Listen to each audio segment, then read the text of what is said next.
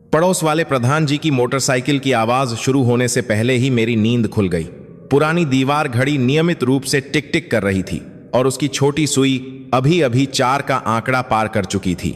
लोग कहते हैं उम्र बढ़ने के साथ नींद कम हो जाती है, लेकिन शायद यह पिछले 6 सालों की आदत की वजह से था जो मेरी हड्डियों तक में समा चुकी थी। 6 साल शायद 100 साल की जिंदगी के मुकाबले बहुत कम लगें, लेकिन जब मैं चिंता और बेचैनी में बिताई लंबी रातों को याद करता हूं तो यह एक बहुत लंबा वक्त लगता है। मैंने अपने कान खड़े किए, मेरे बगल में लेटी अपनी पत्नी की सांसों को सुनने लगा। आज सुबह मेरी पत्नी सुनीता की सांसें बहुत नियमित थीं। मुझे बस इसी से राहत महसूस हुई। मैंने धीरे से कंबल हटाया और बिस्तर से नीचे उतरा। कोशिश कर रहा था कि कोई आवाज न हो ताकि उसकी नींद न टूटे। हाल के दिनों में मेरी कमर में अक्सर दर्द रहने लगा है। जब भी मैं खड़ा होता हूं मेरे जोड़ों से चटकने की आवाज आती है और ऐसा दर्द होता है जैसे कोई उन्हें पीट रहा हो।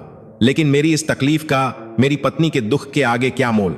हर सुबह मेरा पहला काम चेहरा धोना या 1 कप चाय पीना नहीं होता, बल्कि अपनी पत्नी के शरीर का तापमान मापना और उसके डायपर की जांच करना होता है। सुनीता बिना हिले डुले लेटी हुई थी। उसके दुबले पतले चेहरे पर समय और बीमारी की छोड़ी हुई गहरी झुर्रियां थीं। 6 साल पहले एक भयानक सड़क दुर्घटना के बाद मेरी पत्नी के शरीर का बायां हिस्सा पूरी तरह से लकवाग्रस्त हो गया था। मेरी पत्नी जो कभी इतनी फुर्तीली थी और घर के सारे काम संभालती थी, एक पल में एक बड़े बच्चे की तरह हो गई। उसकी सारी दैनिक गतिविधियां पूरी तरह से मुझ पर निर्भर थीं। मैंने गर्म पानी लिया, तौलिया निचोड़ा और धीरे से उसका चेहरा पोंछा। गर्म तौलिए के स्पर्श से उसने थोड़ी हलचल की और धीरे धीरे अपनी धुंधली आंखें खोली। मुझे देखकर उसने कुछ बार पलकें झपकाईं और अपने होंठों के कोनों को थोड़ा ऊपर उठाया, जैसे वह सुप्रभात कह रही हो। सुप्रभात देवी, आज मौसम बहुत साफ है, तुम्हारा शरीर कल से ज्यादा हल्का महसूस हो रहा होगा। मैंने धीरे से कहते हुए उसकी उंगलियों के बीच की जगह को ध्यान से साफ किया। सुनीता मुश्किल से ही बोल पाती थी, बस कभी कभी उसके गले से हल्की कराहने की आवाज निकलती थी, लेकिन मैं सब कुछ समझ सकता था। 40 साल से ज्यादा साथ रहने के बाद क्या हमें अब भी शब्दों की जरूरत थी? मैंने उसे बैठने में मदद की और मुलायम तकियों पर टिका दिया। मेरे जैसे 65 साल के आदमी के लिए एक लकवाग्रस्त मरीज की देखभाल करना कोई आसान काम नहीं है, लेकिन मुझे एक बार भी यह बोझ नहीं लगा। पहले जब मैं अक्सर काम के सिलसिले में शहर से बाहर रहता था और घर छोड़ देता था, तो उसी ने अकेले हमारे 3 बच्चों को पाला था। उसी ने मेरे बीमार माता पिता की सालों तक बिना किसी शिकायत के सेवा की थी। अब उसकी सारी अच्छाइयों का बदला चुकाने की मेरी बारी थी। उसे साफ करने के बाद मैंने उसे खिड़की के पास वाली रॉकिंग चेयर पर बिठाया। मैं चाहता था कि वह बरामदे में मेरे लगाए गेंदे के फूलों के गमलों को देख सके। इन सब कामों के बाद मैं रसोई में दलिया बनाने गया। मेरी पत्नी के लिए दलिया बनाना एक ऐसी कला बन गया था जिस पर मैंने सालों तक शोध किया था। डॉक्टर ने कहा था, आपकी पत्नी को निगलने में कठिनाई होती है और आसानी से खाना गले में अटक सकता है, इसलिए दलिया न तो बहुत गाढ़ा होना चाहिए और न ही बहुत पतला। मैं सबसे खुशबूदार गेहूं चुनता था। उसकी सुगंध निकालने के लिए उसे थोड़ी देर भूनता, फिर उसे पूरी तरह नरम होने तक पकाता। कीमा बनाया हुआ मटन मैं लहसुन के साथ भूनकर खुशबू आने तक पकाता और फिर दलिये में मिला देता। सब्जियां मैं हर दिन बदलता, पीला कद्दू, गाजर, पालक, सब कुछ मैं पीस देता। जब मैं दलिये का स्वाद ठीक करने में व्यस्त था, तभी फोन की घंटी बजी। मुंबई में रहने वाला मेरा बड़ा बेटा आदित्य था। पिताजी, आपने नाश्ता कर लिया? मेरे बेटे की खुशमिजाज आवाज दूसरी तरफ से आई। हाँ बेटा, बस तुम्हारी माँ के लिए दलिया बना रहा हूँ। इतनी सुबह कैसे फोन किया? हाँ पिताजी, काम पर जाने से पहले सोच रहा था। क्या आपने कल वाली बात पर कुछ सोचा? हम माँ की देखभाल के लिए एक पेशेवर नर्स रखना चाहते हैं। आपकी उम्र भी हो गई है, आपको हाई ब्लड प्रेशर भी है। हमें आपको हर दिन कम सोते और थके हुए देखकर बहुत चिंता होती है। खर्च की चिंता मत कीजिए, मीट 5 हाथ काम करेंगे। पिताजी, हम तीनों मिलकर संभाल लेंगे। मैंने धीरे धीरे उबल रहे दलिये को चलाते हुए एक गहरी सांस ली। यह पहली बार नहीं था जब आदित्य ने इस बारे में बात की थी। मेरी बेटी और छोटा बेटा भी यही कहते थे। जब भी वे आते, वे हमेशा मुझ पर नर्स रखने के लिए जोर डालते। मैं जानता हूं कि मेरे बच्चे मेरा सम्मान करते हैं, मैं उनकी चिंता समझता हूं, लेकिन वे इस बूढ़े बाप के दिल की बात पूरी तरह कैसे समझ सकते हैं? मैंने तुम्हें बताया था ना, जब तक मैं चल सकता हूं और मुझ में ताकत है, तुम्हारी मां की देखभाल मैं खुद करूंगा। नर्स पैसे के लिए काम करती है, लेकिन मैं यह प्यार के लिए करता हूं। तुम्हारी मां बहुत संवेदनशील और आसानी से बुरा मान जाने वाली है। उसे पसंद नहीं आएगा कि कोई अजनबी उसके शरीर को छुए। अब इस बारे में और बात मत करना। लेकिन पिताजी, आदित्य हिचकिचाया। कोई लेकिन वेकिन नहीं, मैं अभी भी सक्षम हूं। जब मैं गिर जाऊंगा तब तुम लोग सोचना। अच्छा, अब रखता हूं, दलिया उबलकर बाहर आ जाएगा। मैंने फोन रख दिया। मेरा दिल थोड़ा भारी महसूस हो रहा था। मैं जानता था कि मेरे बच्चों की चिंता वाजिब है। जब मौसम खराब होता है तो मेरी कमर टूटने लगती है। अपनी पत्नी को बाथरूम तक ले जाना भी बहुत भारी लगता है। अगर मेरी पत्नी को बुखार हो जाता तो मैं पूरी रात जागता और सुबह मैं ऐसे लड़खड़ाता जैसे हवा में तैर रहा हूं। लेकिन अपनी पत्नी को किसी अजनबी के हवाले करने की कल्पना। क्या होगा अगर वह उसे चोट पहुंचाए? क्या होगा अगर मेरी गैर मौजूदगी में उसे खाना गिराने या कपड़ों में पेशाब करने पर डांटा जाए? यह सोचने भर से मेरा दिल बैठ जाता है। मैं यह सहन नहीं कर सकता। मैंने अभी भी भाप निकलते दलिये को एक कटोरी में डाला और ऊपर से कटा हुआ हरा धनिया छिड़का, जो सर्दी जुकाम के लिए अच्छा होता है। फूंक फूंक कर मैं उसे ऊपर के कमरे में ले गया। देवी, दलिया तैयार है। आज तुम्हारा पसंदीदा कद्दू और मटन वाला दलिया है। मैंने उसके सामने एक कुर्सी रखी, थोड़ा दलिया चम्मच में लिया, पहले खुद चखा ताकि तापमान सही हो, फिर उसे अपनी पत्नी के मुंह में दिया। सुनीता बहुत धीरे धीरे खा रही थी। उसके जबड़े की मांसपेशियां कमजोर हो गई थीं, जिससे उसे चबाने और निगलने में मुश्किल होती थी। कभी कभी मुंह में गया दलिया वापस बाहर बह जाता। मैं सब्र से उसे एक तौलिए से साफ करता और उसे शांत करता। धीरे धीरे खाओ देवी, कोई छीनने वाला नहीं है। अच्छा है। मेरी पत्नी ने मुझे देखा, उसकी आंखें भर आईं और उसने बहुत धीरे से सिर हिलाया। उसे एक कटोरी दलिया खत्म करते देखकर मेरा पत्थर जैसा भारी दिल फिर से हल्का हो गया। यही मेरी हर दिन की साधारण खुशी थी। जब तक मेरी पत्नी खा सकती है और चैन से सो सकती है, मेरी जिंदगी का कोई मतलब है। खाने के बाद मैंने उसकी दवाइयां तैयार की। दवा के डिब्बे में मैंने सुबह, दोपहर, शाम और रात की दवाइयां बड़े करीने से रखी थी। मैंने हर डिब्बे पर बड़े अक्षरों में लिखा हुआ कागज भी चिपका दिया था। डर था कि कहीं मैं भूल न जाऊं या बुढ़ापे की वजह से गलत दवा न दे दूं। इस पुराने फ्लैट के पड़ोसी मुझे आदर्श पति कहते थे। बाजार से लौटती महिलाएं अक्सर मुझे खिड़की से अपनी पत्नी के पैर दबाते हुए देखती थीं। फिर वे तारीफा में सिर हिलाती। सुनीता जी ने जरूर पिछले जन्म में देश बचाया होगा। हाँ, तभी तो ऐसा पति मिला। सोचो, अगर कोई और होता तो पत्नी के ऐसे बीमार पड़े रहने पर कब का छोड़ चुका होता। मैं उन तारीफों, जो तारीफें नहीं थीं, को सुनकर बस अजीब सी मुस्कान देता। मैं उनकी तारीफों का शुक्रगुजार था। आख्तर में जो एक करें और गेप बात से एन बात से वाइनस की बात था, जो एक बात से। लेकिन वे नहीं जानते थे कि असल में मुझे अपनी पत्नी का शुक्रिया अदा करना चाहिए। अगर उसने पहले थोड़ा थोड़ा करके पैसे नहीं जोड़े होते तो मैं शांति से काम कैसे कर पाता। हमारे बच्चे अच्छी तरह पढ़कर आज इतने सफल कैसे होते। उसके एहसानों को मैं अपनी पूरी जिंदगी में कभी नहीं चुका सकता। सुबह का वक्त घर के कभी न खत्म होने वाले कामों में बीत गया। मैंने घर साफ किया और कपड़े धोए। अपनी पत्नी के कपड़े मैं कभी वॉशिंग मशीन में नहीं डालता था। मुझे डर था कि कपड़ा खराब हो जाएगा और उसकी संवेदनशील त्वचा को चोट पहुंचाएगा। उसके टान की, उसको पसवान की अभी बजाय। बाद मैंने उसकी बाहों और पैरों की मालिश शुरू की। डॉक्टर ने कहा था कि मैं उसकी अक्सर मालिश करूं ताकि उसकी मांसपेशियां सिकुड़े नहीं और जोड़ अकड़े नहीं। मैंने किताबों से खुद सीखा और टीवी पर स्वास्थ्य कार्यक्रमों से नकल की। अगर कुछ समझ नहीं आता तो मैं सीधे सरकारी अस्पताल जाता और नर्सों से पूछता।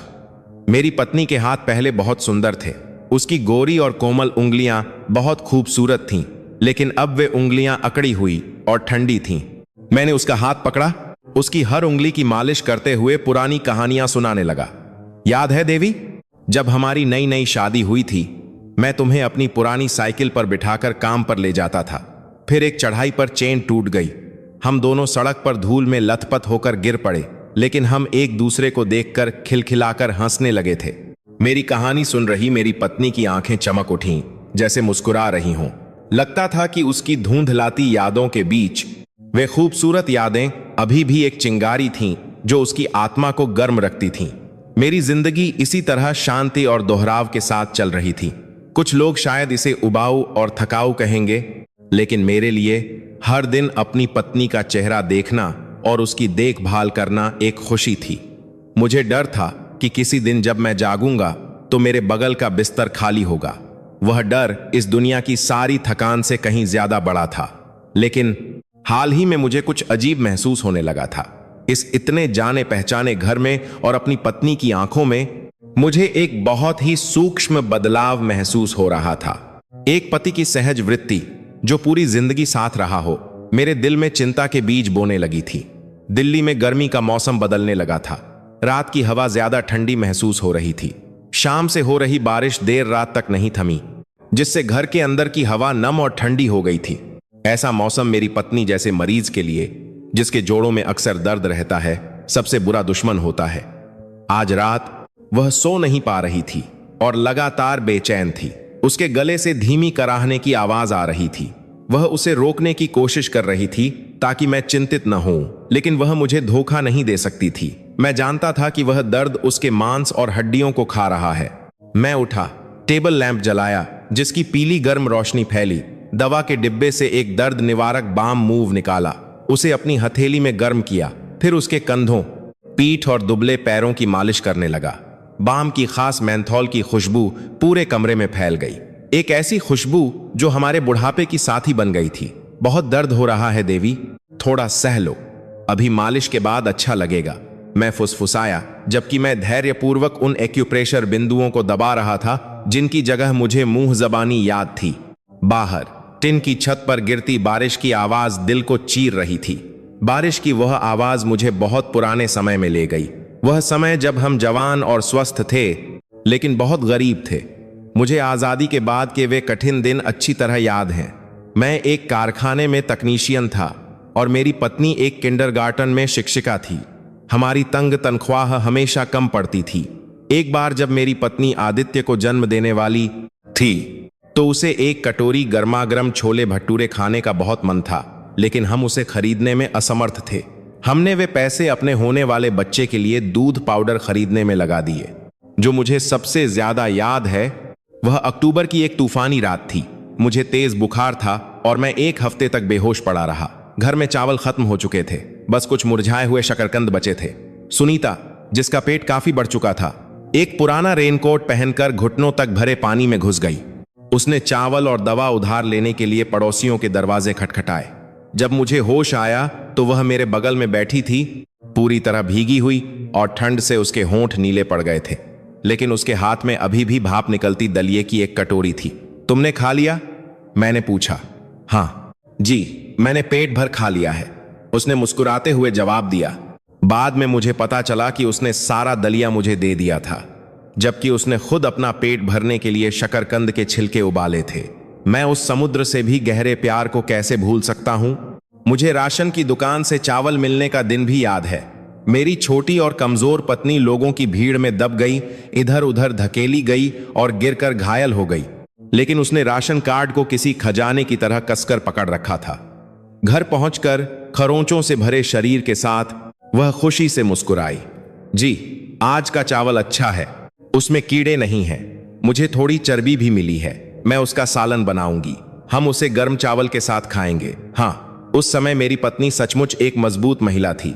उसने हमारी टूटी फूटी झोपड़ी को दुनिया का सबसे गर्म घोंसला बना दिया था। उसने कभी मुझसे अमीर बनने की मांग नहीं की या गरीबी की शिकायत नहीं की। वह बस यही चाहती थी कि हमारा परिवार खुश रहे और बच्चे स्वस्थ बड़े हों। लेकिन वह इतनी मजबूत महिला अब हवा के सामने एक मोमबत्ती की तरह असहाय पड़ी थी।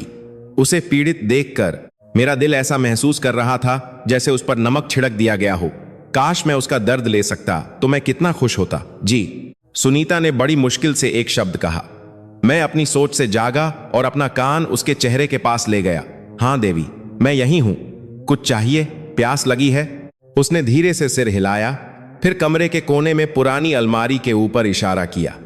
वहां हमारी 50 साल पुरानी फीकी पड़ चुकी शादी की ब्लैक एंड व्हाइट तस्वीर रखी थी। उस तस्वीर में मैंने एक दोस्त से उधार लिया हुआ ढीला ढाला सूट पहना था, और मेरी पत्नी एक साधारण सफेद गाउन में शर्माते हुए मुस्कुरा रही थी। जल्द ही हमारी शादी की स्वर्ण जयंती है, उसने धीमी लेकिन साफा आवाज में कहा। मेरा दिल जोर से धड़कने लगा। सही है, 1 महीने बाद हमारी शादी की 50वीं सालगिरह थी। स्वर्ण जयंती, एक ऐसा पल जिसका हर जोड़ा सपना देखता है। मैंने कभी उससे वादा किया था, अगर वह दिन आया तो मैं एक बड़ी पार्टी दूंगा, सभी दोस्तों और रिश्तेदारों को बुलाऊंगा ताकि हमारी साधारण शादी की कमी पूरी हो सके। मैंने उसे बाली ले जाने का भी वादा किया था, एक ऐसी जगह जहां वह जवानी में बहुत जाना चाहती थी। लेकिन अब उस दिन के करीब वह बस लेटी रह सकती थी। मुझे याद है देवी, मैं कैसे भूल सकता हूं। तुम चिंता मत करो, बस अपनी सेहत का ध्यान रखो, ठीक है? उस दिन हम बच्चों को बुलाएंगे, हम पूर्वजों की कब्र पर जाएंगे, फिर हम साथ में खाना खाएंगे। इसीलिए तुम्हें खूब खाना होगा, नियमित रूप से व्यायाम करना होगा ताकि तुम मजबूत बनो। क्या पता उस दिन तुम अचानक उठकर चलने लगो। मैंने उसे दिलासा देने की कोशिश की, लेकिन मैं जानता था कि उम्मीद कितनी कम है। डॉक्टर ने कहा था कि उसकी हालत में उसके लिए फिर से चलना मुश्किल है। बस उसकी मांसपेशियों को और सिकुड़ने से रोकना या बिस्तर के घावों से बचाना ही एक चमत्कार होगा। सुनीता ने मुझे देखा और अचानक उसकी आंखें अजीब तरह से चमक उठीं, जैसे उसने कोई दृढ़ निश्चय कर लिया हो, जैसे वह कोई राज छिपा रही हो। उसने सिर हिलाया, फिर अपने अकड़े हुए हाथ से उसने बड़ी मुश्किल से मेरी एक उंगली पकड़ ली। उसकी पकड़ कमजोर थी, लेकिन उसकी झुर्रियों वाली त्वचा से झलकती गंभीरता किसी भी चीज से ज्यादा मजबूत महसूस हो रही थी। मेरी मालिश ने शायद उसका दर्द कम कर दिया था और जल्द ही वह सो गई। लेकिन मैं पूरी तरह जाग गया था। उसका हाथ पकड़े हुए मैं अंधेरी खिड़की से बाहर देखने लगा। बारिश अभी भी बूंदाबांदी कर रही थी। मैं अपनी जिंदगी के बारे में सोच रहा था, जो कुछ मैंने पाया और जो कुछ खो दिया। इस बुढ़ापे में पैसा और सम्मान गुजरते बादलों की तरह लगते हैं। मेरे पास जो सबसे कीमती चीज है वह महिला है जो अब मेरे बगल में लेटी है। मैंने खुद से वादा किया, मुझे और मजबूत होना होगा। मुझे अपनी पत्नी का सहारा बनने के लिए स्वस्थ रहना होगा। मैं बीमार नहीं पड़ सकता या गिर नहीं सकता। अगली सुबह अपनी पत्नी का बिस्तर बदलते समय मुझे कुछ अजीब मिला। जिस तकिए का वह इस्तेमाल करती थी, उसके नीचे कुछ कठोर महसूस हुआ। जिज्ञासावश मैंने तकिया उठाया। वह एक सफेद सूती रूमाल था। चौंकाने वाली बात यह थी कि रूमाल के एक कोने पर बड़ी अजीब तरह से कढ़ाई की गई थी। गुलाबी और हरे धागे से कमल का फूल बनाने की एक अनाड़ी कोशिश के निशान थे जो बेतरतीब थे। मैं उस रूमाल को हाथ में लिए हैरान खड़ा रह गया। यह किसने काढ़ा है? इस घर में बस हम दोनों, एक बूढ़ा जोड़ा रहते हैं। बच्चे कभी कभार ही आते हैं। हमारे पास कोई नर्स नहीं है। क्या यह? मैंने अपनी पत्नी की ओर देखा। पता नहीं वह सोने का नाटक कर रही थी या सच में सो रही थी, मुझे नहीं पता। लेकिन उसकी छाती सामान्य से ज्यादा तेजी से ऊपर नीचे हो रही थी।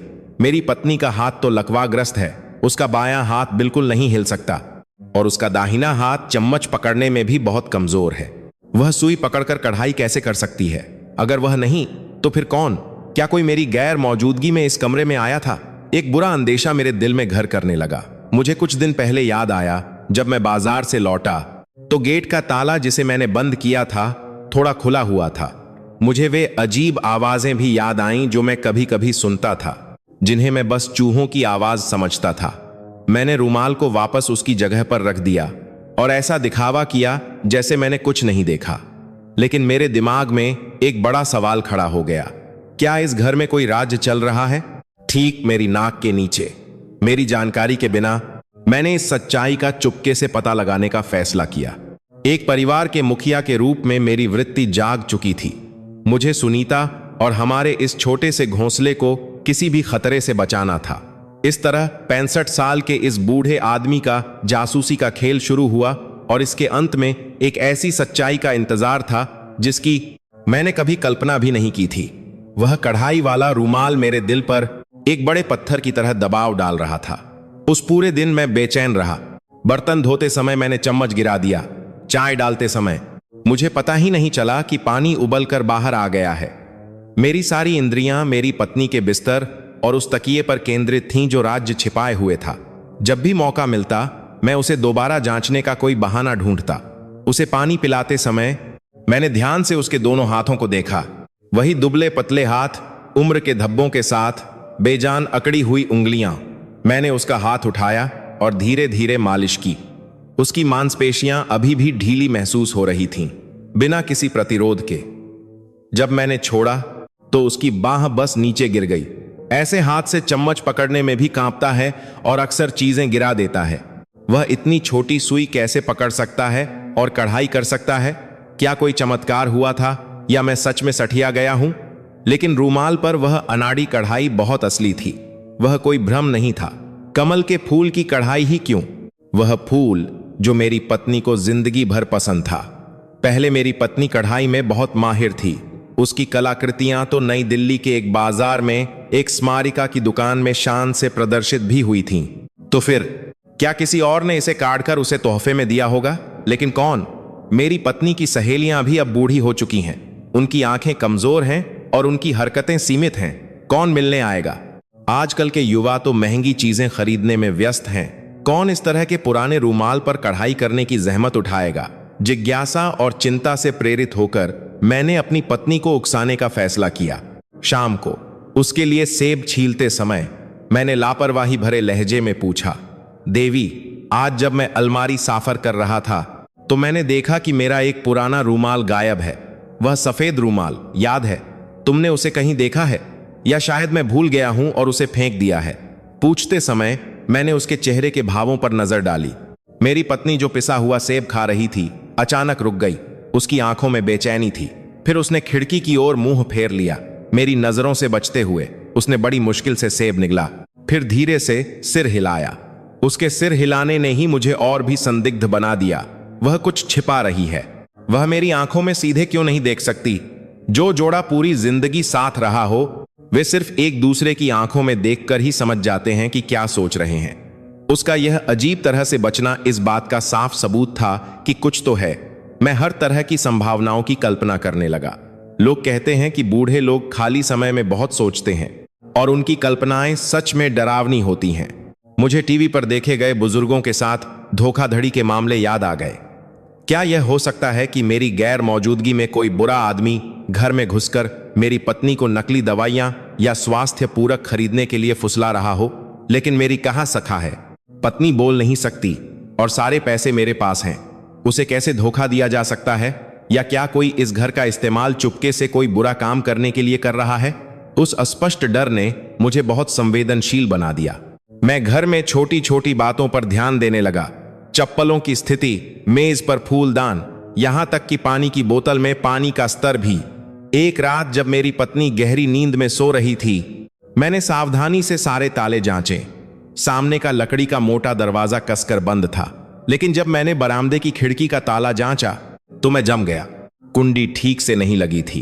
अगर बाहर से थोड़ा सा भी धक्का दिया जाता तो खिड़की खुल सकती थी। मेरी पीठ पर ठंडा पसीना बहने लगा। मुझे अच्छी तरह याद है कि सूरज डूबने से पहले मैंने वह खिड़की बंद कर दी थी, क्योंकि हवा अंदर आ रही थी और मुझे डर था कि मेरी पत्नी को ठंड लग जाएगी, और मैंने उसे कसकर बंद कर दिया था। अब कुंडी ढीली क्यों है? क्या किसी ने इसे खोला था या मैं सच में बूढ़ा हो गया हूं और मेरी याददाश्त खराब हो गई है? मैं खिड़की के पास हैरान खड़ा रहा। नीचे अंधेरे कॉम्प्लेक्स के आंगन को देखता रहा। हवा में हिलती पेड़ों की टहनियां जमीन पर अजीब परछाइयां बना रही थीं। चिंता हावी होने लगी। हमारा यह जाना पहचाना घर एक पल में एक अजनबी और खतरनाक जगह बन गया। मैंने अपनी पत्नी की ओर देखा। वह अभी भी गहरी नींद में सो रही थी। उसका चेहरा बहुत शांत दिख रहा था। क्या वह खिड़की की कुंडी के बारे में जानती है, या वह भी उस रहस्यमयी घुसपैठिए का शिकार है जिसके बारे में वह बता नहीं सकती? उस रात मैं मुश्किल से सोया। मैंने अपने पिता की छोड़ी हुई लकड़ी की लाठी निकाली और उसे अपने तकिए के पास रख लिया। जो कोई भी यहां घुसकर मेरी पत्नी को चोट पहुंचाने की हिम्मत करेगा, मैं अपनी इस बूढ़ी जान से उसका मुकाबला करूंगा। लेकिन पूरी रात कोई आवाज नहीं आई, बस खिड़की की दरार से आती हवा की आवाज और मेरी पत्नी की नियमित सांसें। अगली सुबह सब कुछ सामान्य लग रहा था, जैसे कुछ हुआ ही ना हो। लेकिन मेरे दिल में बोया गया संदेह का बीज गहरी जड़ें जमा चुका था। मैं बस बैठकर इंतजार नहीं कर सकता था। मुझे सच्चाई का पता लगाना था। मेरी जासूसी की योजना मेरी जीवन शैली बदलने के साथ शुरू हुई। आमतौर पर सुबह 9 बजे अपनी पत्नी का नाश्ता तैयार करने के बाद मैं खरीदारी की टोकरी लेकर बाजार जाता था। मैं खरीदारी करते समय बहुत सतर्क रहता हूं, इसलिए ताजी सब्जियां और मछली चुनने में 1.5 घंटे तक लग जाते थे। यह दिन का एकमात्र समय था जब मेरी पत्नी अकेली होती थी। आज हमेशा की तरह मैंने अपनी साइकिल निकाली और घर से बाहर निकला। मैंने दरवाजा कसकर बंद किया, बगल में फूलों को पानी दे रही शर्मा जी को नमस्ते कहा, फिर आराम से अपनी साइकिल चलाई। लेकिन मैं सीधे बाजार नहीं गया। मैं कॉम्प्लेक्स के गेट के पास एक चाय की दुकान पर गया और 1 कप कड़क चाय का ऑर्डर दिया, जबकि मैं प्रवेश द्वार पर नजर रखे हुए था। इस पुराने अपार्टमेंट में बस एक ही प्रवेश द्वार था। अगर कोई अजनबी हमारे घर आता तो वह निश्चित रूप से यहीं से गुजरता। मैं अपने पुराने जैकेट का कॉलर ऊपर उठाकर बैठ गया। मेरी आंखें गेट से नहीं हट रही थीं। बहुत से लोग आ जा रहे थे, लेकिन कोई भी संदिग्ध नहीं था। लगभग 30 मिनट बैठने के बाद मैं अधीर होने लगा और घर लौटने का फैसला किया। मैं कुछ ज्यादा ही सोच रहा हूं, मैंने सोचा। बड़बड़ाते हुए मैंने साइकिल चलाई, जल्दी से खरीदारी की और सामान्य से लगभग 1 घंटा पहले घर लौट आया। तीसरे मंजिल पर हमारे घर के दरवाजे के सामने पहुंचकर मैंने उसे तुरंत नहीं खोला। मैं दीवार के पीछे छिप गया और अपना कान लकड़ी के दरवाजे पर लगा दिया। मेरा दिल जोर से धड़क रहा था, जैसे पहली बार प्यार हुआ हो। सन्नाटा, कोई आवाज नहीं। मैंने राहत की सांस ली। सच में मैं सठिया गया हूं, मैंने बड़बड़ाया। जब मैं चाबी छेद में डालने वाला था, तभी अंदर से एक धीमी आवाज ने मेरे हाथ रोक दिए। धातु के टकराने की आवाज, जैसे कोई भारी लोहे की चीज हिला रहा हो, या शायद पहियों के घूमने की आवाज और फिर कदमों की आवाज। घिसटती चप्पलों की आवाज नहीं, बल्कि नरम सोल वाले जूतों की आवाज। बहुत तेज और हल्के कदम। अंदर कोई है, जरूर हमारे घर में कोई है। मेरा खून खौल उठा। मैंने जोर से चाबी घुमाई, दरवाजा ढकेलकर खोला और अंदर कूद गया। कौन है वहां? कौन? मेरी चीख खाली लिविंग रूम में गूंज गई, लेकिन कोई नहीं था। लिविंग रूम वैसा ही था जैसा मैंने छोड़ा था। टीवी बंद था, सोफा और पुरानी मेज अपनी जगह पर चुपचाप थे। मैं बेडरूम की ओर भागा। मेरी पत्नी बिस्तर पर आंखें बंद किए लेटी थीं।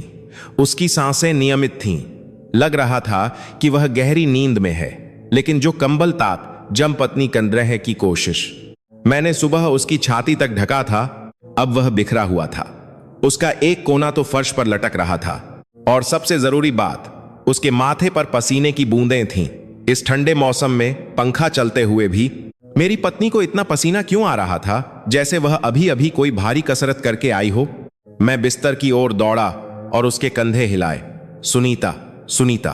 मेरी पत्नी ने धीरे धीरे आंखें खोली, मुझे घबराहट से देखा, फिर लगातार पलकें झपकाने लगी जैसे थक गई हो। तुम ठीक हो? कोई घर में घुसा था? मैंने जल्दी से पूछते हुए पूरे कमरे में नजर दौड़ाई। सुनीता ने मुझे घूर कर देखा, फिर सिर हिलाया। फिर से वह सिर हिलाने की हरकत, लेकिन इस बार मैंने देखा कि उसकी आंखें मुझसे सीधे मिलने की हिम्मत नहीं कर रही थीं। उसने बिखरे हुए कंबल को देखा, फिर अपनी नजर बरामदे की खिड़की की ओर घुमा दी। मैं बरामदे की ओर भागा। खिड़की बंद थी, कुंडी भी लगी हुई थी। मैंने नीचे आंगन में देखा, कोई संदिग्ध व्यक्ति नहीं था। हताशा और भ्रम की भावना के साथ मैं अंदर वापस आया। मुझे यकीन है कि मैंने आवाज सुनी थी। उसका कंबल बिखरा हुआ था और मेरी पत्नी को पसीना आ रहा था। यह निश्चित रूप से कोई भ्रम नहीं था। मैं खुद को शांत करने के लिए बाथरूम गया। अंदर कदम रखते ही मैंने फर्श पर एक छोटे से पानी के पोखर पर पैर रखा। मैंने नीचे देखा और गीले निशान देखे जो अभी तक सूखे नहीं थे। इस घर में सिर्फ मैं ही घूमता फिरता हूं। आज सुबह मैं यहां नहीं आया था, तो यह पानी के निशान कहां से आए? कोई यहां आया था। जल्दी में अपने हाथ या पैर धोए और फिर चला गया।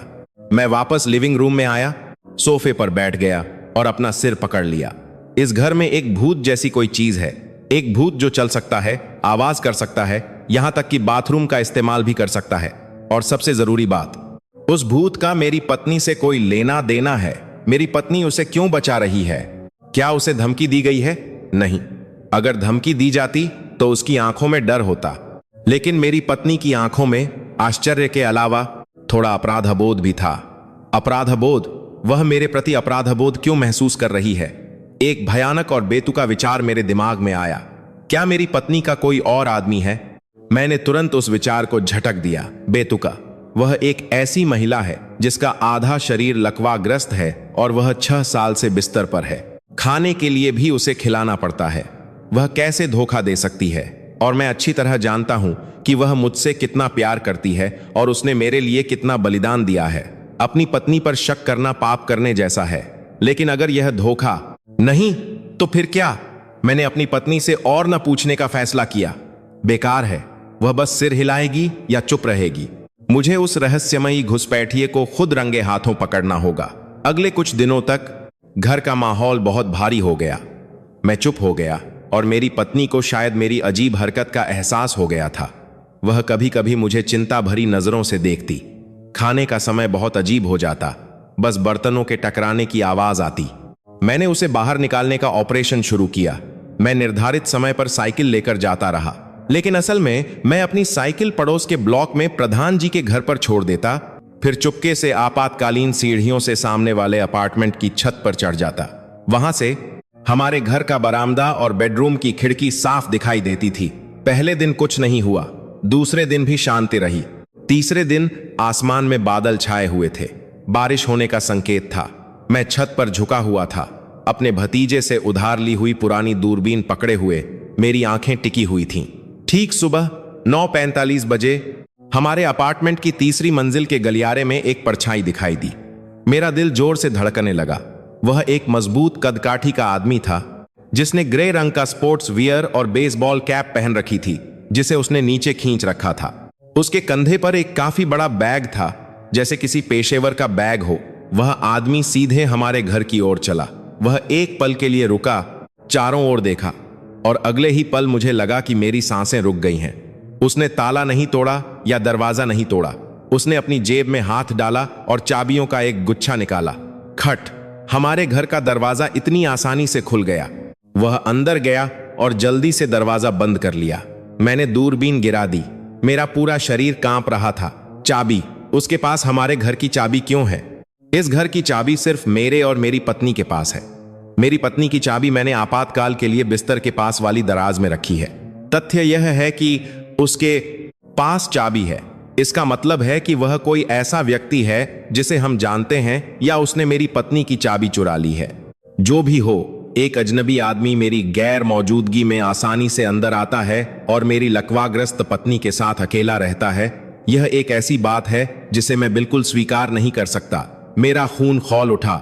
ईर्ष्या, चिंता, डर और गुस्सा मिलकर मुझे मेरे घुटनों के दर्द को भुला दिया। मैं जितनी तेजी से हो सकता था आपातकालीन सीढ़ियों से नीचे भागा। मुझे छापा मारना था। मुझे अपनी आंखों से देखना था वह कमीना कौन है और वह मेरे घर में क्या घिनौना काम कर रहा है। मैं सामने वाले अपार्टमेंट की सीढ़ियों से एक पागल आदमी की तरह नीचे उतरा। दशकों से इन बूढ़े पैरों ने इतनी तेजी से हरकत नहीं की थी। मेरा दिल अब जिंदगी के लिए नहीं धड़क रहा था, बल्कि डर और ईर्ष्या से जलते हुए युद्ध के नगाड़े की तरह बज रहा था। छत से हमारे घर तक की दूरी बस एक कॉम्प्लेक्स के आंगन को पार करने जितनी थी, लेकिन इस समय वह दूरी दो अलग अलग दुनियाओं जैसी लग रही थी। मैं हांफते हुए भागा। मेरी छाती जलती हुई महसूस हो रही थी। मेरे दिमाग में बस एक ही तस्वीर थी। एक अजनबी आदमी मेरी पत्नी के साथ कमरे में है। वे क्या कर रहे हैं? वह कौन है जिसके पास चाबी है, और क्यों? मेरी पत्नी उसकी मदद क्यों कर रही है? हमारे ब्लॉक के ग्राउंड फ्लोर पर पहुंचकर मैं एक टूटी हुई ईंट से टकराकर लगभग गिर ही गया था। घुटने में चुभते दर्द को नजरअंदाज करते हुए मैं सीढ़ियों की रेलिंग पकड़कर तीसरे मंजिल तक चढ़ा। यह पुरानी और जानी पहचानी सीढ़ियां आज इतनी ऊंची और खड़ी क्यों लग रही थीं? घर के दरवाजे पर पहुंचकर मैं हांफते हुए रुक गया। दरवाजा कसकर बंद था। ताला शांति से लटका हुआ था, जैसे मुझे चिढ़ा रहा हो। कांपते हाथों से मैंने चाबी छेद में डाली और कुछ कोशिशों के बाद आखिरकार दरवाजा खुल गया। धड़ाम! मैंने जोर से दरवाजा धकेला और लड़ने के लिए तैयार एक आदमी की तरह अंदर घुसा। कहां हो तुम? अभी बाहर निकलो! मेरी चीख ने सुबह की शांति को भंग कर दिया, लेकिन जवाब में बस पंखे की भनभनाहट और एक भयानक सन्नाटा था। लिविंग रूम में कोई नहीं था। मैं बेडरूम में भागा और जोर से पर्दा हटाया। मेरी पत्नी बिस्तर पर आंखें बंद किए लेटी थी। जोर की आवाज से चौंक कर उसने आंखें खोलीं और मुझे डरी हुई नजरों से देखा। आप कब आए? उसने हकलाते हुए पूछा। मैंने जवाब नहीं दिया। बल्कि एक घायल जानवर की तरह। मैंने पूरे कमरे की तलाशी ली। मैंने बिस्तर के नीचे देखा, अलमारी खोली, बरामदे में भागा, फिर बाथरूम में घुस गया। खाली, कोई नहीं था। मैं घर के बीच में हांफता हुआ खड़ा हो गया। पसीना तेजी से बह रहा था। मेरी पुरानी कमीज को भिगो रहा था। क्या मैंने गलत देखा? नहीं हो सकता। दूरबीन से मैंने साफ साफ उसे दरवाजा खोलते और अंदर आते देखा था। उसके अंदर आने के बाद मुझे यहां पहुंचने में 10 मिनट से भी कम समय लगा। वह इतने कम समय में कहां गायब हो गया? क्या वह बरामदे से कूद गया? यह तीसरी मंजिल है। यह कैसे हो सकता है? मैं फिर से अपनी पत्नी को जलती हुई नजरों से देखने लगा। कहां है वह? सुनीता सिकुड़ गई और मुंह फेर लिया। कौन जी? मैं समझ नहीं रही। नाटक मत करो, मैंने सब कुछ देखा है। एक आदमी इस घर में घुसा था, उसके पास चाबी भी थी। तुमने ही उसे दी है ना? तुमने उसे कहां छिपाया है? सुनीता रोने लगी। आंसू उसकी झुर्रियों वाली गालों पर बहने लगे। वह घबराहट में सिर हिलाने लगी। जी, ऐसा मत कहिए। मैं तो ऐसे लेटी रहती हूं, हिल भी नहीं सकती। बाथरूम जाने के लिए भी आपकी मदद चाहिए। मैं किसी को कैसे छिपा सकती हूं? मुझ पर शक मत कीजिए। जी, मुझे बहुत दुख हो रहा है। मेरी पत्नी को सिसकते देखकर मेरा गुस्सा तुरंत शांत हो गया। उसकी जगह एक जबरदस्त भ्रम ने ले ली। क्या मैं सच में सठिया गया हूं और भ्रम देख रहा हूं? लेकिन उस आदमी के हाथ में चाबियों का गुच्छा बहुत साफ था। मैं कुर्सी पर बैठ गया और अपना सिर पकड़ लिया। कमरे की हवा भारी महसूस हो रही थी। तभी मेरी नाक में एक अजीब गंध आई। यह उस बाम की गंध नहीं थी जो मैं इस्तेमाल करता था, न ही इस पुराने घर की बाजी गंध। यह बहुत हल्की और ठंडी गंध थी, जैसे किसी जड़ी बूटी और नीलगिरी के तेल का मिश्रण हो। यह गंध अभी अभी आई है। जरूर यहां कोई अजनबी था। वह मेरे आने से ठीक पहले गायब हो गया। शायद उसने सीढ़ियों पर मेरे भागने की आवाज सुनी और भाग गया। मैं असहाय और निशब्द महसूस कर रहा था। मैंने अपनी पत्नी से और सवाल नहीं किए। मैं जानता था कि मैं उससे कुछ नहीं उगलवा पाऊंगा। मैं चुपचाप उठा, घर से बाहर निकला और दरवाजा पटक दिया। मुझे हवा चाहिए थी। मैं कॉम्प्लेक्स के आंगन में एक पेड़ की छांव में एक बेंच पर बैठ गया। सब्जियां साफ करते हुए बातें कर रही पड़ोस की महिलाएं मेरे सख्त चेहरे को देखकर चुप हो गईं और एक दूसरे को अर्थपूर्ण नजरों से देखने लगीं। शर्मा जी, जो कॉम्प्लेक्स में सूचना केंद्र के रूप में प्रसिद्ध थीं, ने खासकर आधा चिंतित और आधा उकसाने वाले लहजे में पूछा, अरे रमेश जी, आज जल्दी लौट आए। इस समय तो आप बाजार में पालक का भाव ताव कर रहे होते हैं। मैंने जबरदस्ती मुस्कुराया। हाँ शर्मा जी, आज थोड़ी थकान हो रही है, जल्दी आराम करना चाहता हूं। शर्मा जी ने बगल वाली पड़ोसी से नजरें मिलाईं, फिर जानबूझकर धीमी आवाज में, ताकि मैं सुन सकूं, फुसफुसाईं, देखा, मैंने कहा था ना, अगर घर में कोई बीमार अकेला हो तो मालिक के न होने पर तरह तरह की बातें हो सकती हैं। कल भी मैंने एक अजनबी आदमी को बड़ा सा बैग लेकर रमेश जी के घर जाते देखा था। बहुत संदिग्ध लग रहा था। मेरे कान तुरंत खड़े हो गए। शर्मा जी, आपने किसी अजनबी को मेरे घर जाते देखा? मेरे जोरदार सवाल को सुनकर शर्मा जी उत्साहित हो गईं। हाँ बिल्कुल, सिर्फ 1-2 बार नहीं, जब भी आप बाजार जाते हैं वह आता है। मैंने सोचा गांव से कोई रिश्तेदार होगा, लेकिन मेहमान ऐसे छिप छिप कर क्यों चलेगा, बिल्कुल चुपचाप। फिर जब आपके लौटने का समय होता है तो वह बिना किसी निशान के गायब हो जाता है। दूसरी महिलाएं भी बोलने लगीं, लेकिन अजीब बात यह है, लगता है उसके पास चाबी है। अरे मैंने उसे खुद दरवाजा खोलते देखा, जैसे उसका अपना ही घर हो। हम तो किसी के घरेलू मामले में पूछना ठीक नहीं समझते, उन्होंने कहा। उनके शब्द मेरे स्वाभिमान पर छुरी की तरह चुभे। पूरा कॉम्प्लेक्स जानता है, सिर्फ मैं ही एक बेवकूफ की तरह नहीं जानता कि मेरे अपने घर में क्या हो रहा है। घरेलू मामला शब्द बहुत दर्दनाक और ताने जैसा लगा। इस बुढ़ापे में अपनी पत्नी की वजह से पड़ोसियों की गपशप का विषय बनना। मेरा चेहरा गर्म हो गया और मेरा शरीर शर्म से कांपने लगा। मैंने बेमन से धन्यवाद कहा और उठ गया। मैं उनकी कानाफूसी और नहीं सुनना चाहता था। जब मैं घर लौटा तो मेरी पत्नी दरवाजे की ओर पीठ करके दीवार की ओर मुंह करके लेटी थी। उसकी दुबली पीठ धीरे धीरे कांप रही थी। मेरा दिल टूट गया। मुझे नफरत, दया और गुस्सा महसूस हो रहा था। नफरत क्योंकि उसने मुझसे झूठ बोला, दया क्योंकि उसका शरीर बीमार था, और गुस्सा उस रहस्यमयी आदमी पर जिसने हमारे परिवार की शांति भंग कर दी थी। मैंने और हंगामा न करने का फैसला किया। हंगामे से बस पड़ोसियों के सामने हमारी बेइज्जती होगी। मुझे चुपचाप जांच करनी होगी। मुझे जानना होगा कि वह कौन है। अगर वह धोखेबाज है तो मैं पुलिस में रिपोर्ट करूंगा।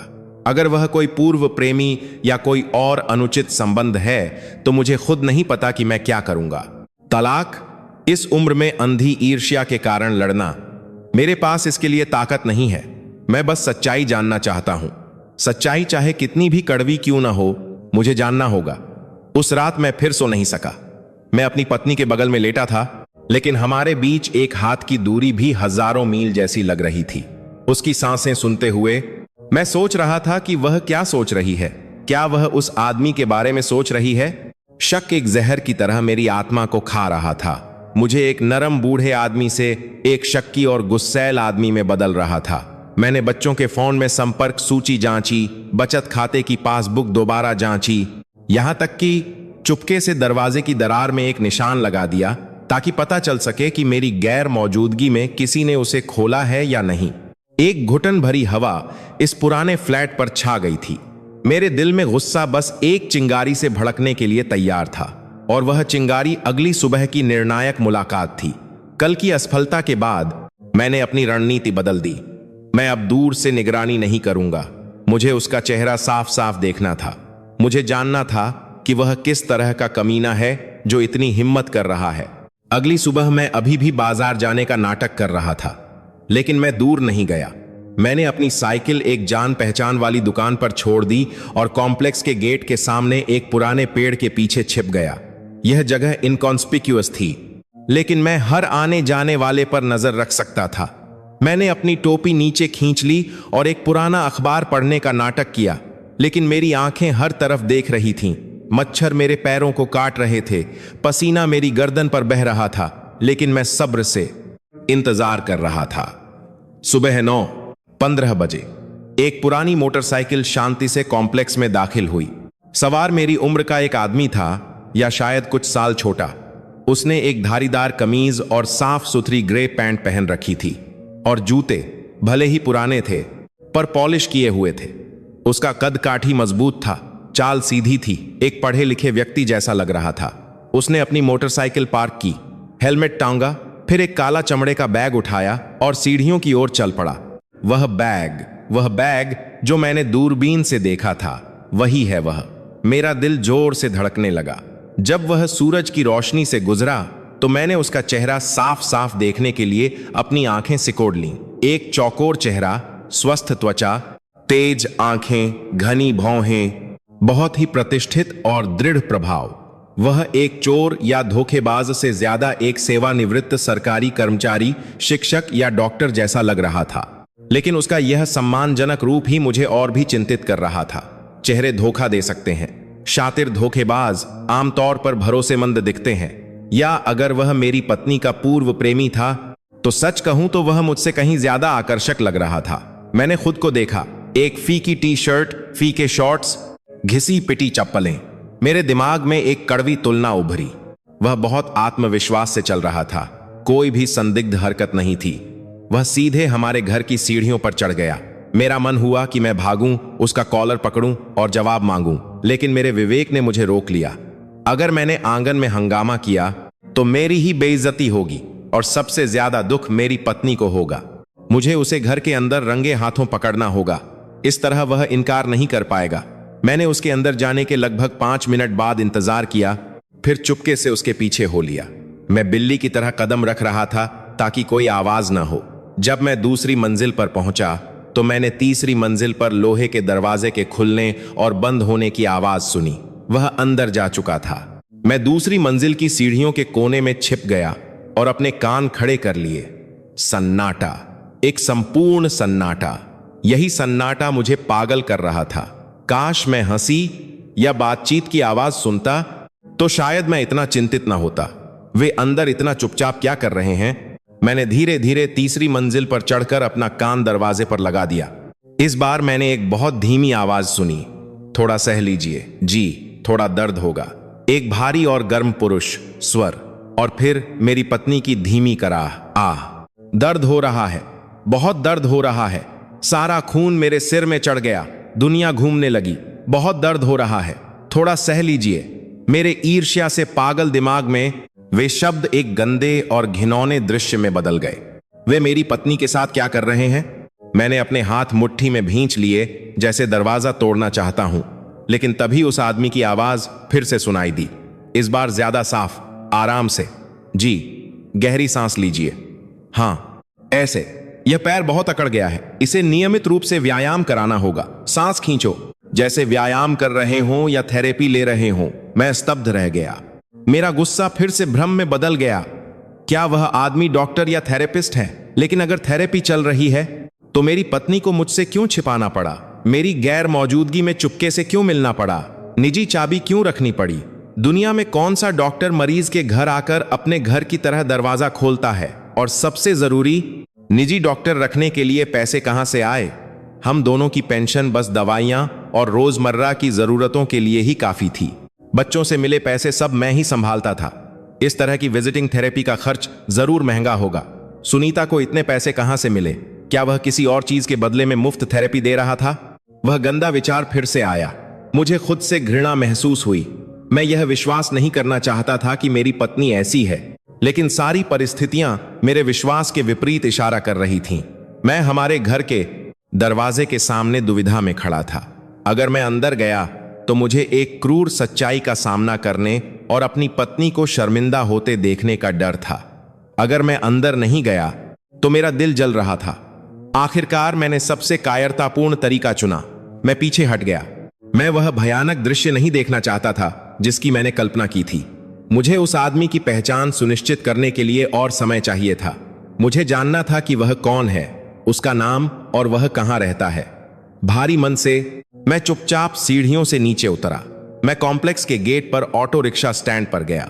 मैंने उस मोटरसाइकिल के नंबर प्लेट के साथ वाले आदमी के बारे में लापरवाही से पूछा, जिसे मैंने याद कर लिया था।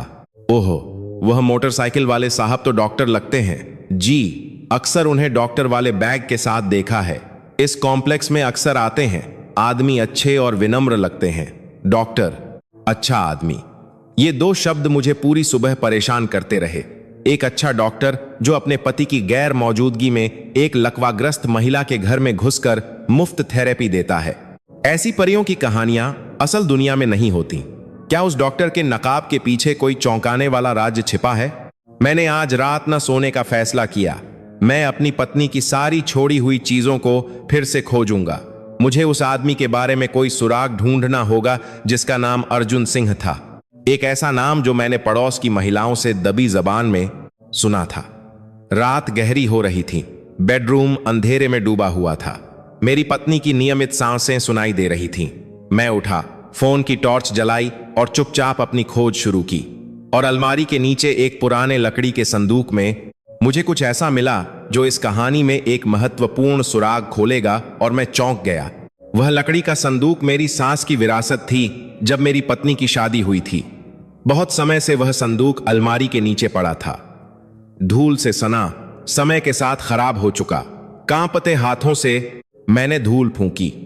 उसका छोटा पीतल का ताला जंग खा चुका था, लेकिन अभी भी मजबूत था।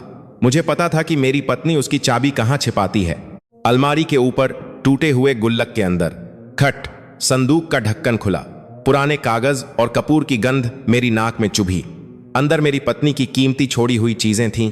बच्चों के जन्म प्रमाण पत्र, पेंशन की पासबुक और एक पुरानी लाल मखमली कवर वाली फोटो एल्बम। धीमी टॉर्च की रोशनी में मैंने एक एक करके पन्ने पलटे। पीली पड़ चुकी ब्लैक एंड व्हाइट तस्वीरें मेरी पत्नी की शानदार जवानी को दर्ज करती थीं। उसके साहित्य क्लब के दोस्तों के साथ तस्वीरें, हमारी शादी की तस्वीरें। मैंने उन जाने पहचाने पन्नों को जल्दी जल्दी पलटा, एक अजनबी लेकिन परिचित चेहरे की तलाश में। और आखिरी पन्ने पर मैं रुक गया। 3 आदमियों की एक छोटी सी तस्वीर, सेना की वर्दी में, एक दूसरे को गले लगाए, एक फील्ड अस्पताल के सामने मुस्कुराते हुए। बीच में मेरी पत्नी का बड़ा भाई विक्रम था, जो 1979 में एक सैन्य अभियान में शहीद हो गया था। बाईं ओर एक ऐसा चेहरा था जिसे मैं नहीं पहचानता था, और दाईं ओर वाले को देखकर मेरा दिल रुक सा गया। उसके बाल सफेद हो चुके थे और झुर्रियां गहरी हो चुकी थीं, लेकिन उसका मजबूत कद काठी और दृढ़ चौकोर चेहरा, कोई गलती नहीं हो सकती। वही था वह मोटरसाइकिल वाला आदमी। वह आदमी जो आज सुबह हमारे घर में घुसा था। कांपते हाथों से मैंने वह तस्वीर निकाली और उसके पीछे देखा। स्याही फीकी पड़ चुकी थी, लेकिन अभी भी पढ़ी जा सकती थी। लिखा था अर्जुन, विक्रम और मैं। 1975 की गर्मी, सेना अस्पताल, दिल्ली। अर्जुन, उसका नाम अर्जुन सिंह था, तो वह मेरी पत्नी के भाई का साथी था। एक बहुत पुराने अतीत का बंधन। लेकिन क्यों उसके भाई का दोस्त इस समय एक चोर की तरह क्यों आया और अपने दोस्त की बहन के साथ संदिग्ध हरकतें क्यों कर रहा था? मेरे दिमाग में हजारों सवाल घूम रहे थे। अगर वह एक पुराना दोस्त था जो मिलने आया था, तो मेरी पत्नी ने उसे मुझसे खुलकर क्यों नहीं मिलवाया? मैं उसका पति हूं और मैं कोई संकीर्ण सोच वाला आदमी नहीं हूं जो अपनी पत्नी को उसके दोस्तों से मिलने से रोकेगा। उसे मेरी गैर मौजूदगी का इंतजार क्यों करना पड़ा? निजी चाबी क्यों रखनी पड़ी? यह तथ्य कि वह उसके भाई का दोस्त था एक जवाब था, लेकिन इसने एक और भी घना कोहरा बना दिया। यह साबित हो गया कि वह अजनबी नहीं था, लेकिन मेरी पत्नी की गुप्त हरकतें और भी समझ से परे और संदिग्ध हो गईं। क्या जवानी से ही उनके बीच कुछ था? क्या वे पहले एक दूसरे से प्यार करते थे, लेकिन किस्मत ने उन्हें मिलाया नहीं, और अब बुढ़ापे में वे फिर से मिलकर अपने प्यार की आग को फिर से जला रहे हैं? मैंने संदूक बंद किया और उसे वापस अलमारी के नीचे धकेल दिया। मैंने टॉर्च बंद की और लेट गया, लेकिन मेरी आंखें अंधेरी छत को देखती रहीं। मेरे बगल में मेरी पत्नी अभी भी गहरी नींद में सो रही थी। अंधेरे में उसका दुबला चेहरा देखकर एक कड़वी भावना उभरी।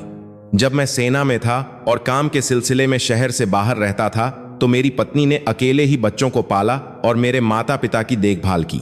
क्या उन अकेले और लंबे सालों में यह अर्जुन सिंह नाम का आदमी मेरी पत्नी का आध्यात्मिक सहारा बन गया था? क्या उनके खामोश प्यार में घुसने वाला तीसरा व्यक्ति मैं था? नहीं, नहीं हो सकता। मैंने उन काले विचारों को झटक दिया। मेरी पत्नी मुझसे प्यार करती है। मैंने इसे उसके बनाए हर व्यंजन, उसके धोए कपड़ों, एक वनंतक पात और मेरे माता पिता की देखभाल के तरीके से महसूस किया था उनके मरने से पहले।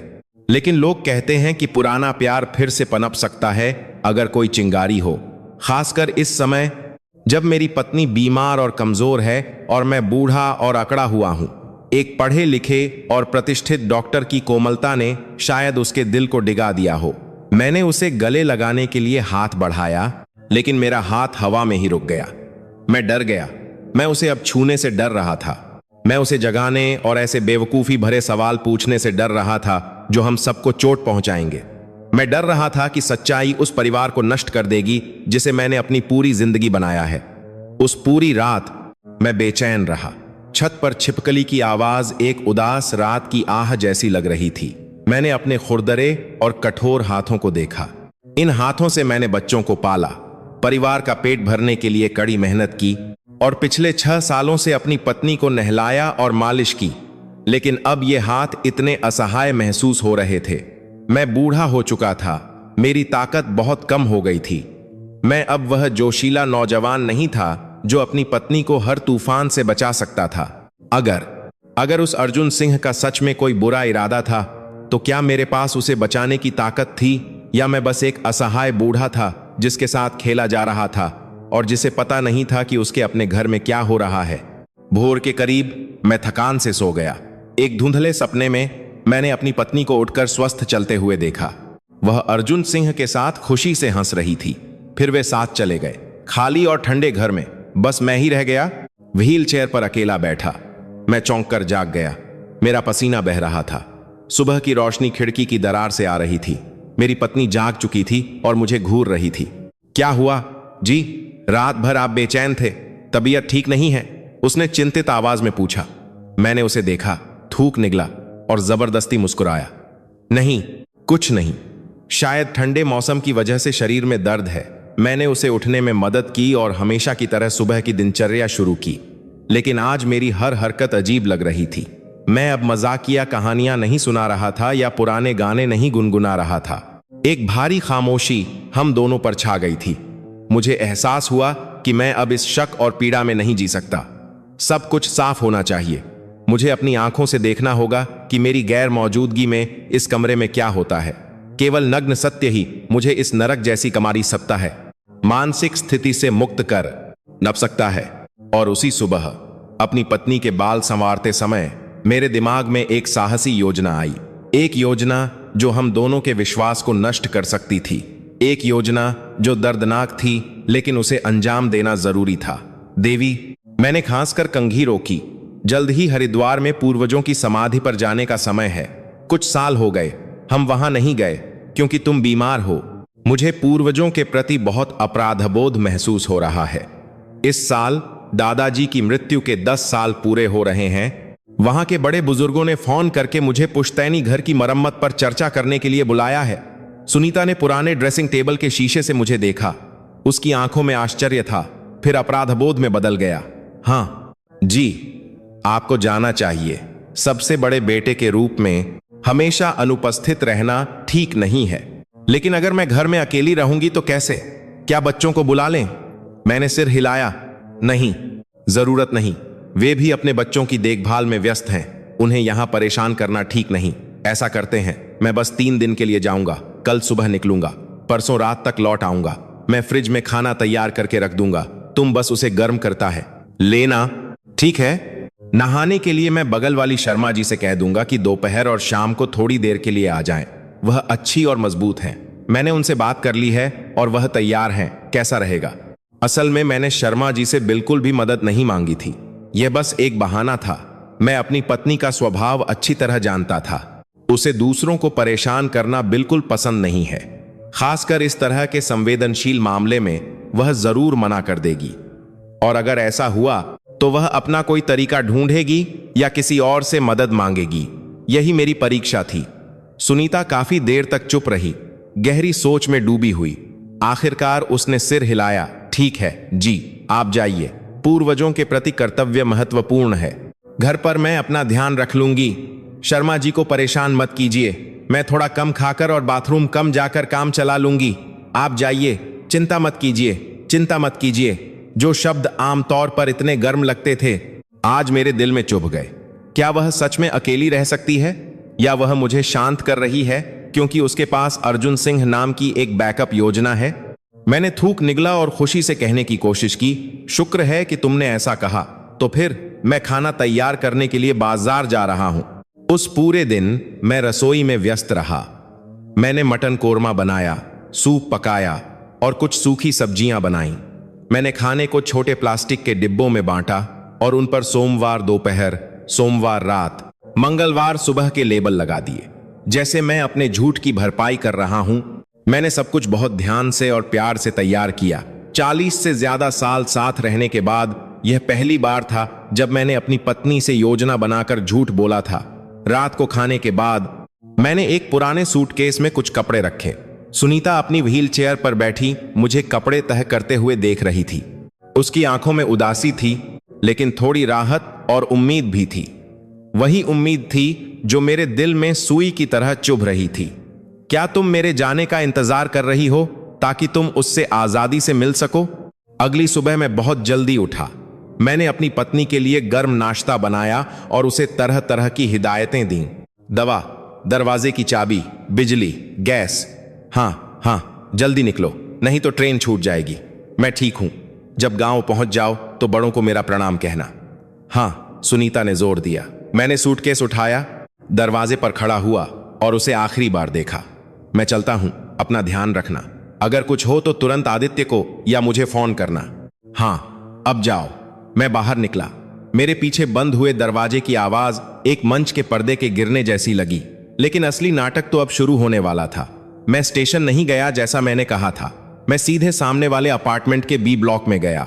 बी ब्लॉक में मेरा शतरंज का साथी वर्मा जी रहते थे।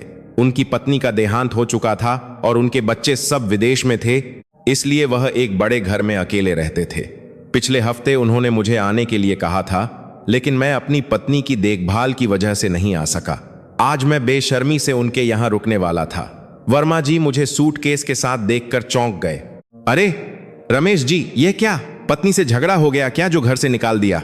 मैं फीकी हंसी हंसा, उन्हें अंदर खींचकर दरवाजा बंद किया और फुसफुसाया, किसी को मत बताना। मेरे बाथरूम की छत टपक रही है, मरम्मत चल रही है, बहुत शोर और धूल है। मेरी पत्नी अपनी बेटी के घर चली गई है और मैं दामाद के घर में सहज नहीं हूं। तो मैं कुछ दिन यहां रुकना चाहता हूं, ठीक है ना? मैं तुम्हारे साथ दिन रात शतरंज खेलूंगा। मैंने एक बहाना बनाया। शुक्र है कि अकेले वर्मा जी ने बिना किसी शक के मेरी बात मान ली और मेरे आने से बहुत खुश हुए। ओह, ऐसी बात है, 1 महीना भी रह सकते हो। यह घर बड़ा है, कोई दोस्त होगा तो अच्छा लगेगा। मैंने तुरंत वह छोटा कमरा चुना जो सीधे मेरे घर के सामने था। मैं इसी कमरे में रहूंगा। ठीक है, इसकी खिड़की बड़ी है, मैं अपने घर की मरम्मत का काम देख सकता हूं। तो निगरानी चौकी तैयार हो गई। मैंने सूटकेस से दूरबीन निकाली, एक आधुनिक दूरबीन जो मैंने कुछ दिन पहले चुपके से अपनी बचत से खरीदी थी, जिससे चींटी भी साफ दिखाई दे सकती थी। वर्मा जी ने मुझे शतरंज खेलने के लिए बुलाया, लेकिन कुछ अधूरी बाजियों के बाद मैं थकान का बहाना बनाकर चला गया। मैंने कमरे का दरवाजा बंद किया, एक कुर्सी खिड़की के पास खींची और तैयार हो गया। यहां से दूरबीन के जरिए हमारे घर का लिविंग रूम और बेडरूम का कुछ हिस्सा बहुत साफ दिखाई दे रहा था। आज मेरी पत्नी ने सिर्फ पतला पर्दा लगाया था, मोटा पर्दा नहीं, जैसा वह आमतौर पर करती थी। सुबह 9 बजे तक शांति रही। सुबह 9:30 बजे मैंने अपनी पत्नी को अपना फोन उठाते हुए देखा। लगता है वह किसी को फोन कर रही थी। कॉल बहुत छोटी थी। मैंने अपनी सांस रोक ली और इंतजार करने लगा। जरूर वह उसे फोन कर रही है, संकेत दे रही है कि पति चला गया है, आ जाओ। ठीक वैसा ही हुआ। सुबह 10-15 बजे वह जानी पहचानी मोटरसाइकिल कॉम्प्लेक्स के गेट पर दिखाई दी। अर्जुन सिंह, अभी भी साफ सुथरे कपड़ों में और अपने रहस्यमयी काले बैग के साथ उसने अपनी मोटरसाइकिल पार्क की और हमेशा की तरह वह जल्दी में नहीं था। उसने एक बार हमारे घर की खिड़की की ओर देखा, फिर आराम से सीढ़ियों पर चढ़ गया। मेरा दिल फटने को था, मेरा खून सिर में चढ़ गया। दूरबीन के जरिए मैंने हमारे घर का सामने का दरवाजा खुलते देखा। अर्जुन सिंह अंदर आया और इस बार उसने दरवाजा तुरंत बंद नहीं किया। उसने उसे थोड़ा खुला छोड़ दिया, फिर सीधे मेरी पत्नी की ओर चला गया जो व्हील चेयर पर बैठी थी। मैं बिना पलक झपकाए देखता रहा। अर्जुन सिंह झुका और मेरी पत्नी से कुछ कहा। मेरी पत्नी मुस्कुराई, एक ऐसी चमकदार मुस्कान जो मैंने बहुत समय से नहीं देखी थी। फिर अर्जुन ने अपना बैग खोला। मैंने अपनी आंखें फाड़ लीं, यह देखने के लिए कि वह क्या निकाल रहा है। पैसे? तोहफा? नहीं। उसने एक भूरे रंग की मालिश के तेल की बोतल और कुछ मोक्सा बंडल निकाले। फिर उसने अपनी कमीज की आस्तीनें ऊपर चढ़ाई। वह मेरी पत्नी के सामने घुटनों के बल बैठ गया। मेरी पत्नी ने हिचकिचाते हुए अपनी पैंट ऊपर की। वह दृश्य मेरी आंखों में अश्लील, क्रूर और समझ से परे लग रहा था। अश्लील क्योंकि वह मेरी पत्नी की पिंडलियां थीं जिन्हें सिर्फ मैं छू सकता था।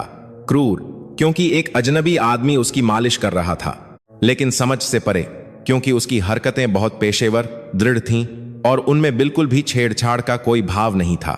उसने अपने हाथों में तेल डाला, उसे गर्म होने तक रगड़ा, फिर मेरी पत्नी के पैर के एक्यूप्रेशर बिंदुओं को जोर से दबाना शुरू कर दिया। मेरी पत्नी कराह उठी और बिना आवाज के चीखी। मैं उसके होंठों की हरकत से देख सकता था। उसने कुर्सी के हैंडल को कसकर पकड़ लिया। अर्जुन ने सिर उठाया, कुछ शांत करने वाला कहा, फिर अपनी मालिश जारी रखी। उसने इतनी मेहनत की कि उसका पसीना बहने लगा। फिर उसने मेरी पत्नी को खड़ा होने में मदद की। खड़ा होना? सुनीता खड़ी हो सकती है। मैं चौंक कर दूरबीन नीचे की, फिर जल्दी से उसे अपनी आंखों पर लगा लिया। सही है, मेरी पत्नी खड़ी थी। उसके दोनों हाथ अर्जुन के कंधों को कसकर पकड़े हुए थे। अर्जुन धीरे धीरे पीछे हटा, मेरी पत्नी को एक एक करके कदम बढ़ाने दिया। उसके पैर कांप रहे थे और लड़खड़ा रहे थे, लेकिन वह चल रही थी, खड़ी थी और अपने दोनों पैरों पर चल रही थी। क्यों? ऐसा चमत्कार उसने मुझसे क्यों छिपाया? उसे इस अजनबी आदमी का सहारा क्यों लेना पड़ा मेरे बजाय? उसका पति जिसने 6 साल तक उसे उठाया और नहलाया। मुझे धोखा महसूस हुआ। शारीरिक धोखा नहीं, बल्कि विश्वास और भूमिका का धोखा। मैं अपनी पत्नी की रिकवरी प्रक्रिया से पूरी तरह से बाहर कर दिया गया था। मेरे अपने घर में मैं एक अजनबी बन गया था, लेकिन नाटक यहीं खत्म नहीं हुआ। 30 मिनट की थकाऊ कसरत के बाद अर्जुन ने मेरी पत्नी को वापस कुर्सी पर बिठाया और उनकी अगली हरकत ने मुझे पूरी तरह से जमा दिया। अर्जुन ने अपने बैग से एक टिफिन बॉक्स निकाला। उसने उसे खोला और मेरी पत्नी को एक एक चम्मच करके खिलाने लगा। खिलाते समय वे हंस रहे थे और खुशी से बातें कर रहे थे। मेरी पत्नी उस खिलाए हुए खाने को चाव से खा रही थी, उसे कृतज्ञता और स्नेह भरी नजरों से देख रही थी। वह दृश्य, एक दूसरा आदमी मेरी पत्नी को मेरी रसोई में खिला रहा है, जबकि मैं पड़ोसी के घर में छिपकर दुख से झांक रहा हूं। यह किसी भी पिटाई से ज्यादा दर्दनाक था। इसने एक आदमी के रूप में मेरे स्वाभिमान को तार तार कर दिया। मैंने अपना सिर खिड़की के फ्रेम से टकराया। एक बूढ़े आदमी के आंसू बिना आवाज के बह निकले। मैं चीखना चाहता था, मैं वहां भागकर सब कुछ नष्ट कर देना चाहता था, लेकिन मैं नहीं कर सका। मैं इस कुर्सी पर जम गया था, एक जबरदस्त जिज्ञासा और पीड़ा से बंधा हुआ। मुझे देखना जारी रखना था, मुझे अंत तक देखना था कि यह नाटक कैसे खत्म होता है। और मैं एक पत्थर की मूर्ति की तरह वहां 3 दिन बैठा रहा, अपने दुश्मन को अपनी पत्नी की देखभाल करते हुए देखता रहा।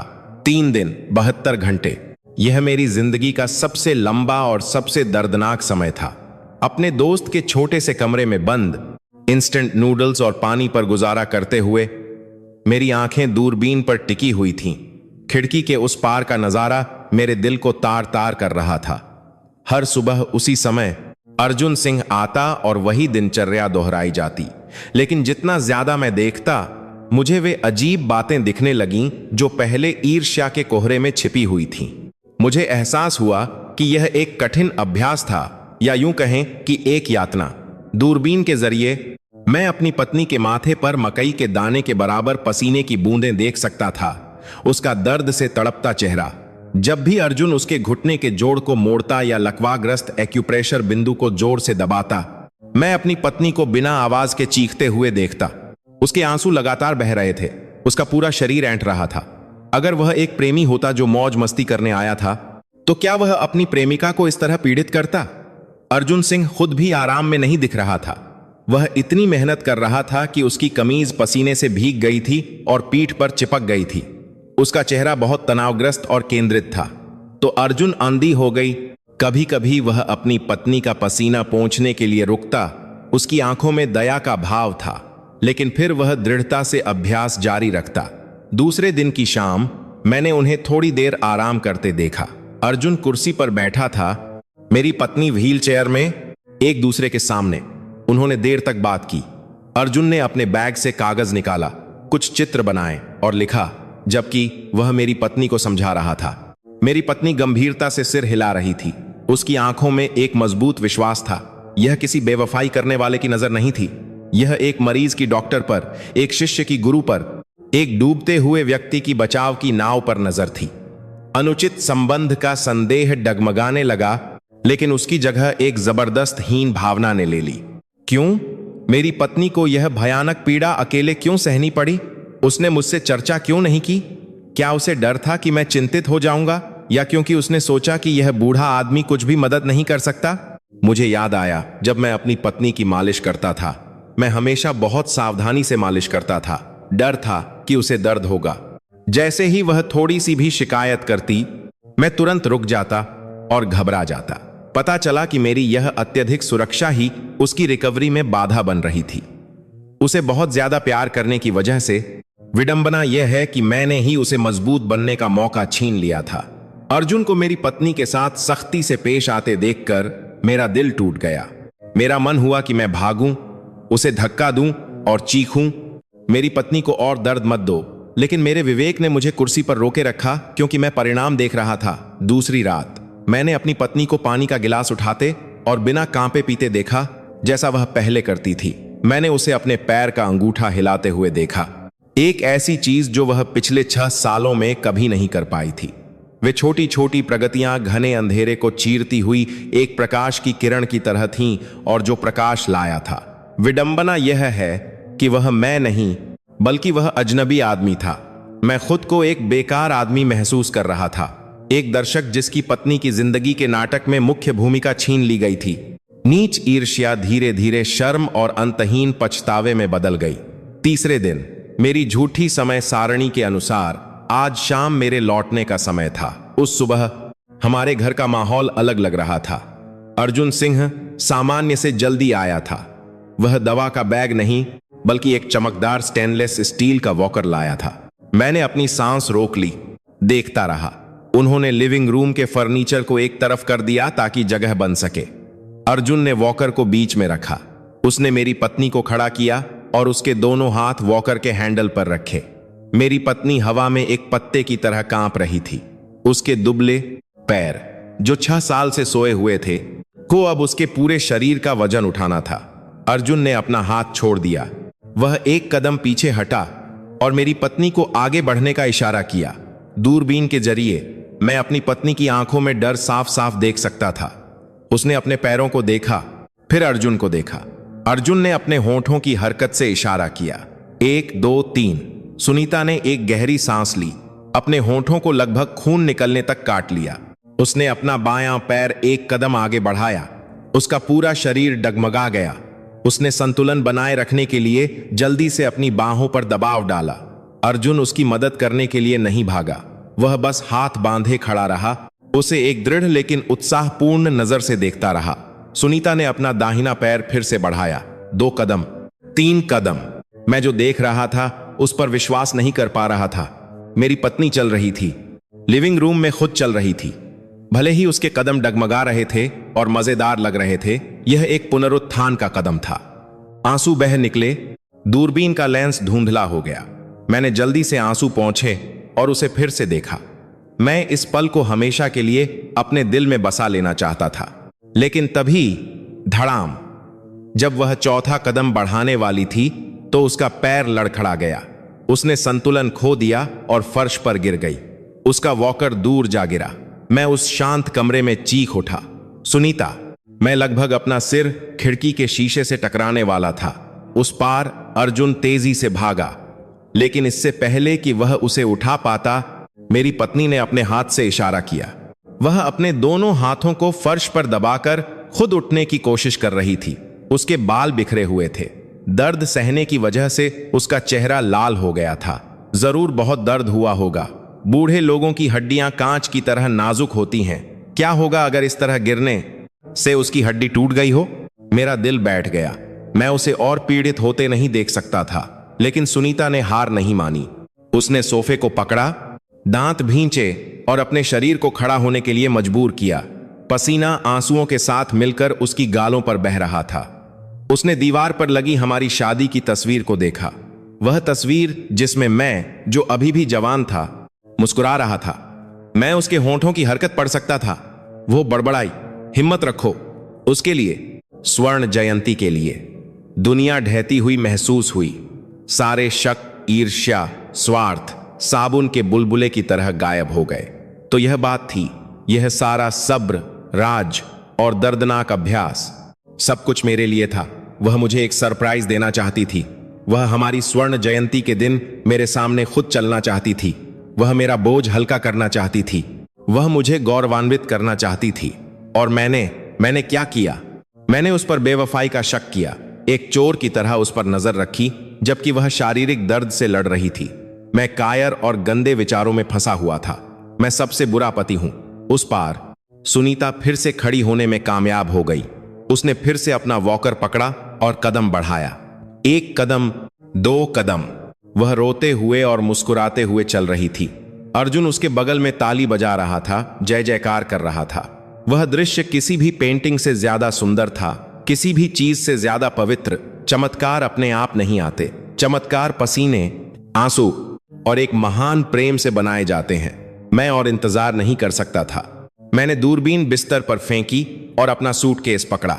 मुझे तुरंत घर जाना था। कोई भी योजना अब महत्वपूर्ण नहीं थी।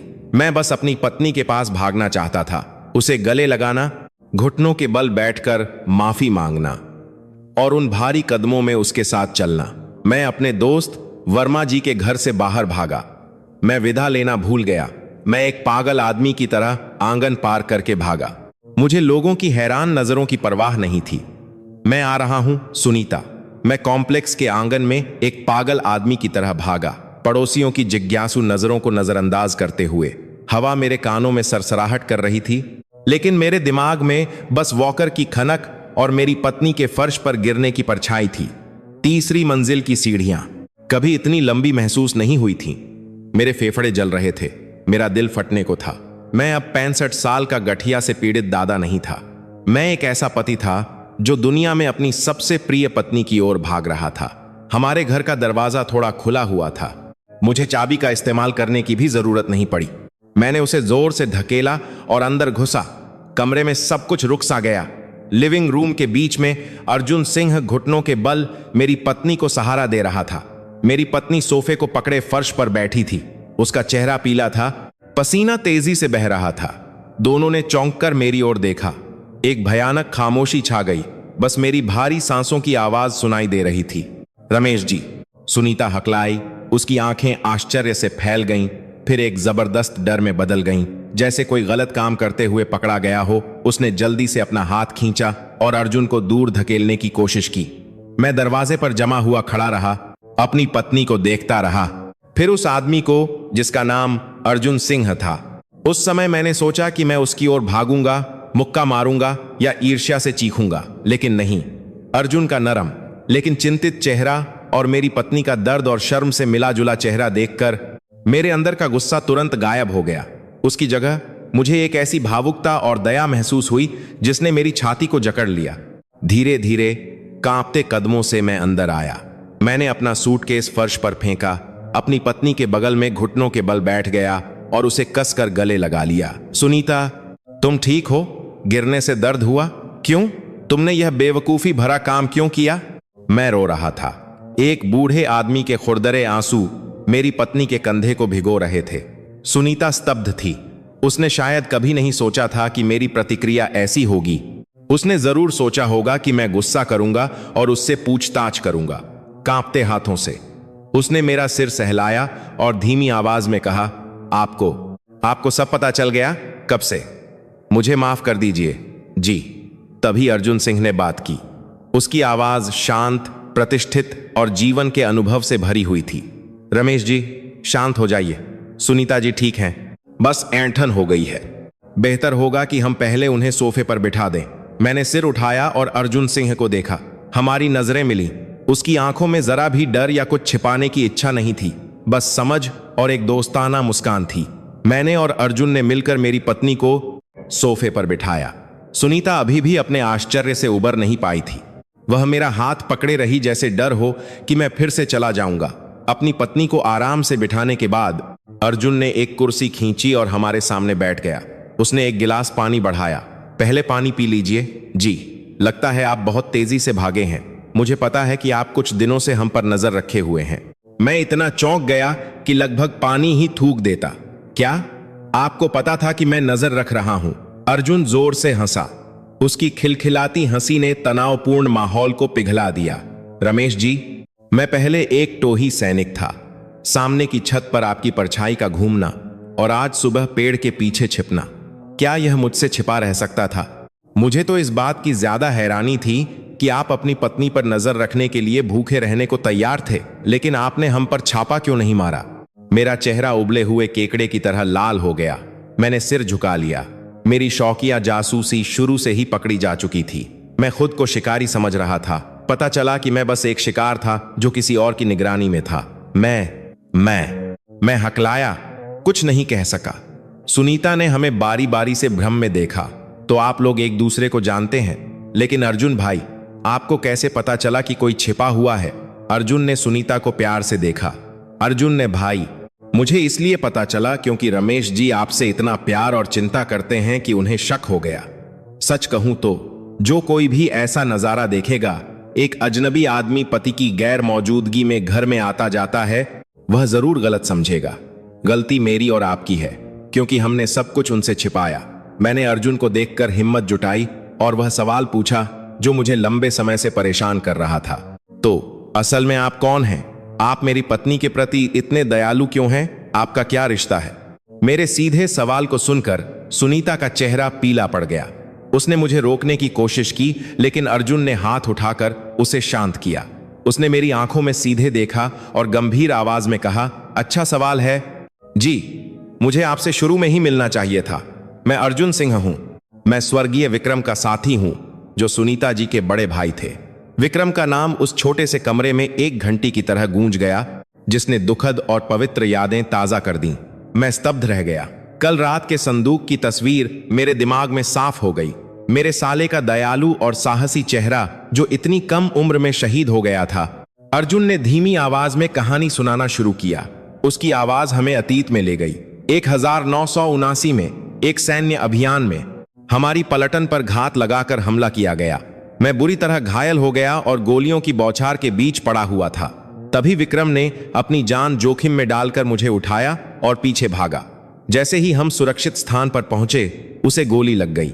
आखिरी सांस लेने से पहले उसने मेरा हाथ पकड़ा और कहा, अर्जुन, जब शांति हो जाए तो मेरी मां और छोटी बहन को ढूंढना, मेरी तरफ से उनका ख्याल रखना। अर्जुन की आवाज भर्रा गई, उसकी आंखें लाल हो गईं। मेरे बगल में सुनीता पहले ही सिसक सिसक कर रो रही थी।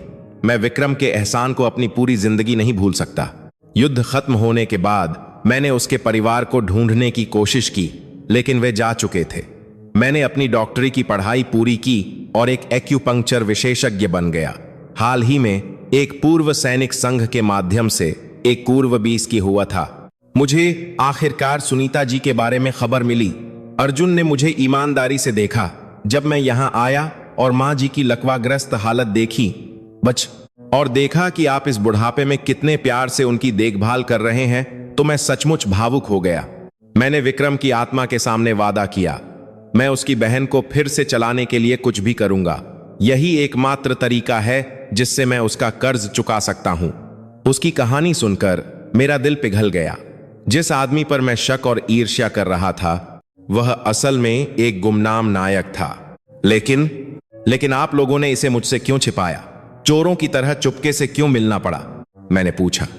अभी भी समझ नहीं पा रहा था। सुनीता ने अपने आंसू पोंछे, मेरा हाथ पकड़ा और कांपती आवाज में कहा, यह मेरी इच्छा थी जी। जब अर्जुन भाई आधे साल पहले आए तो मैंने पहले मना कर दिया, क्योंकि मैं उन्हें परेशान नहीं करना चाहती थी। लेकिन अर्जुन भाई ने कहा, यह एक्यूपंक्चर और पुनर्वास थेरेपी बहुत दर्दनाक है और इसके लिए जबरदस्त सब्र की जरूरत है, और मुझे डर था कि अगर आप मुझे दर्द में देखेंगे तो आप सहन नहीं कर पाएंगे और थेरेपी रोक देंगे। मैं स्तब्ध रह गया। मेरी पत्नी के शब्द सही थे। मैं सच में एक नरम दिल इंसान हूं। उसे थोड़ा सा भी कराहते देखकर मैं जरूर घबरा जाता और उसे रुकने के लिए कहता। अगर मैं उसे महीनों तक इस तरह तड़पते हुए देखता तो मैं जरूर उसे मना कर देता। सुनीता एक पल के लिए हिचकिचाई। उसका चेहरा एक किशोरी की तरह लाल हो गया। और मैं आपको एक सरप्राइज देना चाहती थी जी। जल्द ही हमारी स्वर्ण जयंती है। मैं उस दिन व्हील चेयर पर नहीं बैठना चाहती। मैं अपने पैरों पर चलना चाहती हूं। जब हम फोटो खिंचवाएं तो आपके बगल में खड़ी होना चाहती हूं। मैं चाहती हूं कि आप मुझे सहारा दें जैसे पहले देते थे। मेरी पत्नी का हर शब्द मेरे कानों में शहद की तरह मीठा लग रहा था और साथ ही मेरे दिल पर नमक छिड़कने जैसा दर्दनाक भी। मैंने एक पागल की तरह अभ्यास किया। जब भी आप बाजार जाते या घर पर नहीं होते, अर्जुन भाई मेरी मदद करने आते। जब बहुत दर्द होता और मैं हार मानना चाहती तो मैं हमेशा आपको याद करती। पिछले 6 सालों के आपके सारे बलिदानों को याद करती। मैं दांत भींच कर सह लेती। मुझे दूरबीन से देखे गए पसीने की बूंदें और बिना आवाज की चीखें याद आईं। मुझे याद आया जब उसने पहली बार चम्मच पकड़ने और लड़खड़ाते हुए कदम बढ़ाने में सफलता पाई थी। सब कुछ मेरे लिए था। अर्जुन ने कहा, सुनीता जी में बहुत दृढ़ इच्छा शक्ति है। बहुत से मरीज आधुनिक चिकित्सा से हार मान चुके होते हैं, लेकिन इंसान की इच्छा शक्ति ही सबसे कारगर दवा है। सुनीता जी ने एक चमत्कार कर दिखाया है। आज उन्होंने बिना सहारे के कुछ कदम चले। यह पसीने और आंसुओं का फल है। मैंने अर्जुन को पूरे सम्मान के साथ देखा। आप अर्जुन भाई, मैं सचमुच बेवकूफ हूं। मैंने आपको गलत समझा। मैंने आपके और अपनी पत्नी के बारे में बुरा सोचा। मुझे माफ कर दीजिए। मैं सच में इस लायक नहीं हूं। मैं माफी मांगने के लिए घुटनों के बल बैठने वाला था, लेकिन अर्जुन ने जल्दी से मुझे रोका और मेरा कंधा थपथपाया। रमेश जी, ऐसा मत कीजिए। आपकी ईर्ष्या स्वाभाविक है। यह इसलिए है क्योंकि आप अपनी पत्नी से बहुत प्यार करते हैं, है ना?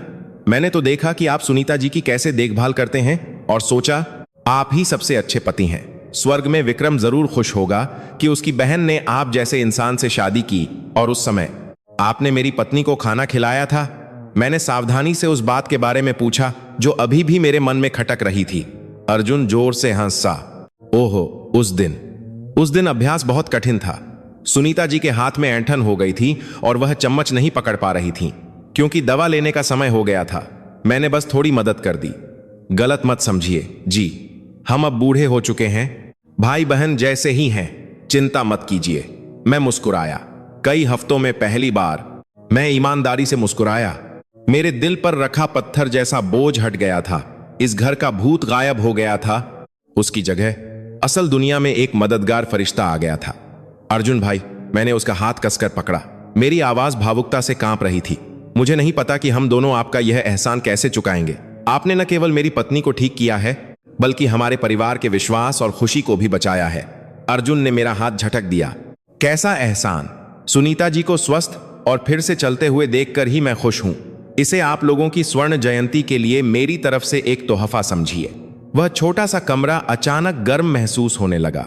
शाम की सुनहरी धूप खिड़की से अंदर आई, हमारे चमकते चेहरों पर रोशनी डाल रही थी। एक खूबसूरत दोस्ती, पति पत्नी का गहरा प्यार और एक पवित्र भाईचारे का बंधन, सब कुछ मिलकर एक साधारण जीवन के बीच एक खूबसूरत प्रेम गीत बन गया था। लेकिन यह कहानी अभी खत्म नहीं हुई थी। अभी भी एक छोटा सा राज था, एक प्रेम का निशान जो मैंने अनजाने में खोज लिया था, लेकिन जिसका मतलब मैं अभी पूरी तरह से नहीं समझ पाया था। वह कढ़ाई वाला रूमाल। शाम आसमान को नारंगी रंग से रंगने लगी थी। छोटे से लिविंग रूम में हम तीनों ठंडी हो चुकी चाय के चारों ओर बैठे थे, लेकिन हमारे दिल बहुत गर्म महसूस हो रहे थे। सारी गलतफहमियां दूर होने के बाद एक अर्थपूर्ण खामोशी कमरे में छा गई। मैंने अपनी पत्नी को देखा। वह उस जाने पहचाने सोफे पर बैठी थी, चेहरे पर आंसुओं के निशान के साथ सिर झुकाए। वह अपने आपस में जुड़े हाथों को देख रही थी। उसकी दुबली उंगलियां अभी भी कांप रही थीं। मैंने धीरे से उसका हाथ पकड़ा, उसकी कठोर पीठ को सहलाया। देवी, मैंने खामोशी तोड़ी। तुम इतनी बेवकूफ क्यों हो? तुमने महीनों तक वह सारा दर्द अकेले क्यों सहा? क्या तुम मुझ पर विश्वास नहीं करती? क्या तुम्हें डर था कि मेरे पास तुम्हारे साथ अभ्यास करने के लिए पर्याप्त सब्र नहीं होगा? मेरे सवाल ने शायद उसके दिल के सबसे गहरे हिस्से को छू लिया था। सुनीता ने सिर उठाया, मुझे नम आंखों से देखा। उसने सिर हिलाया, उसकी आवाज धीमी थी। नहीं जी, ऐसा नहीं है कि मैं आप पर विश्वास नहीं करती। आप इस दुनिया के सबसे अच्छे पति हैं, मैं यह जानती हूं। लेकिन जी, क्या आप जानते हैं कि बिस्तर पर पड़े रहना कैसा लगता है?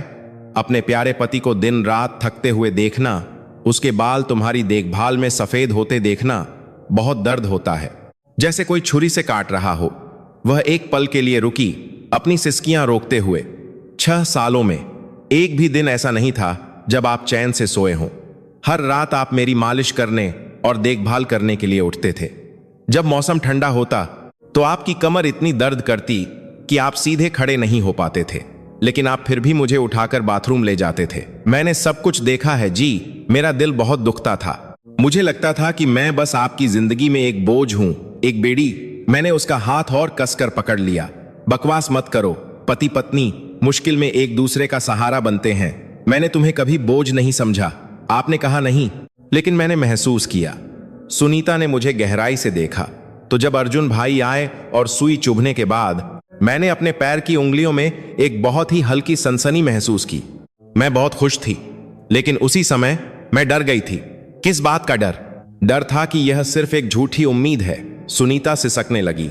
जी, बड़े बड़े अस्पतालों के डॉक्टर भी हाथ खड़े कर चुके थे। उन्होंने कहा कि यह स्थायी लकवा है। क्या होगा अगर वह सनसनी बस कुछ देर के लिए हो? क्या होगा अगर इतनी मेहनत से अभ्यास करने के बाद भी मैं चल न सकूं? अगर मैं आपको बताती तो आप बहुत उम्मीद लगा लेते। आप फिर से इंतजार में कम सोते। और अगर मैं असफल हो जाती तो आप कितने निराश होते।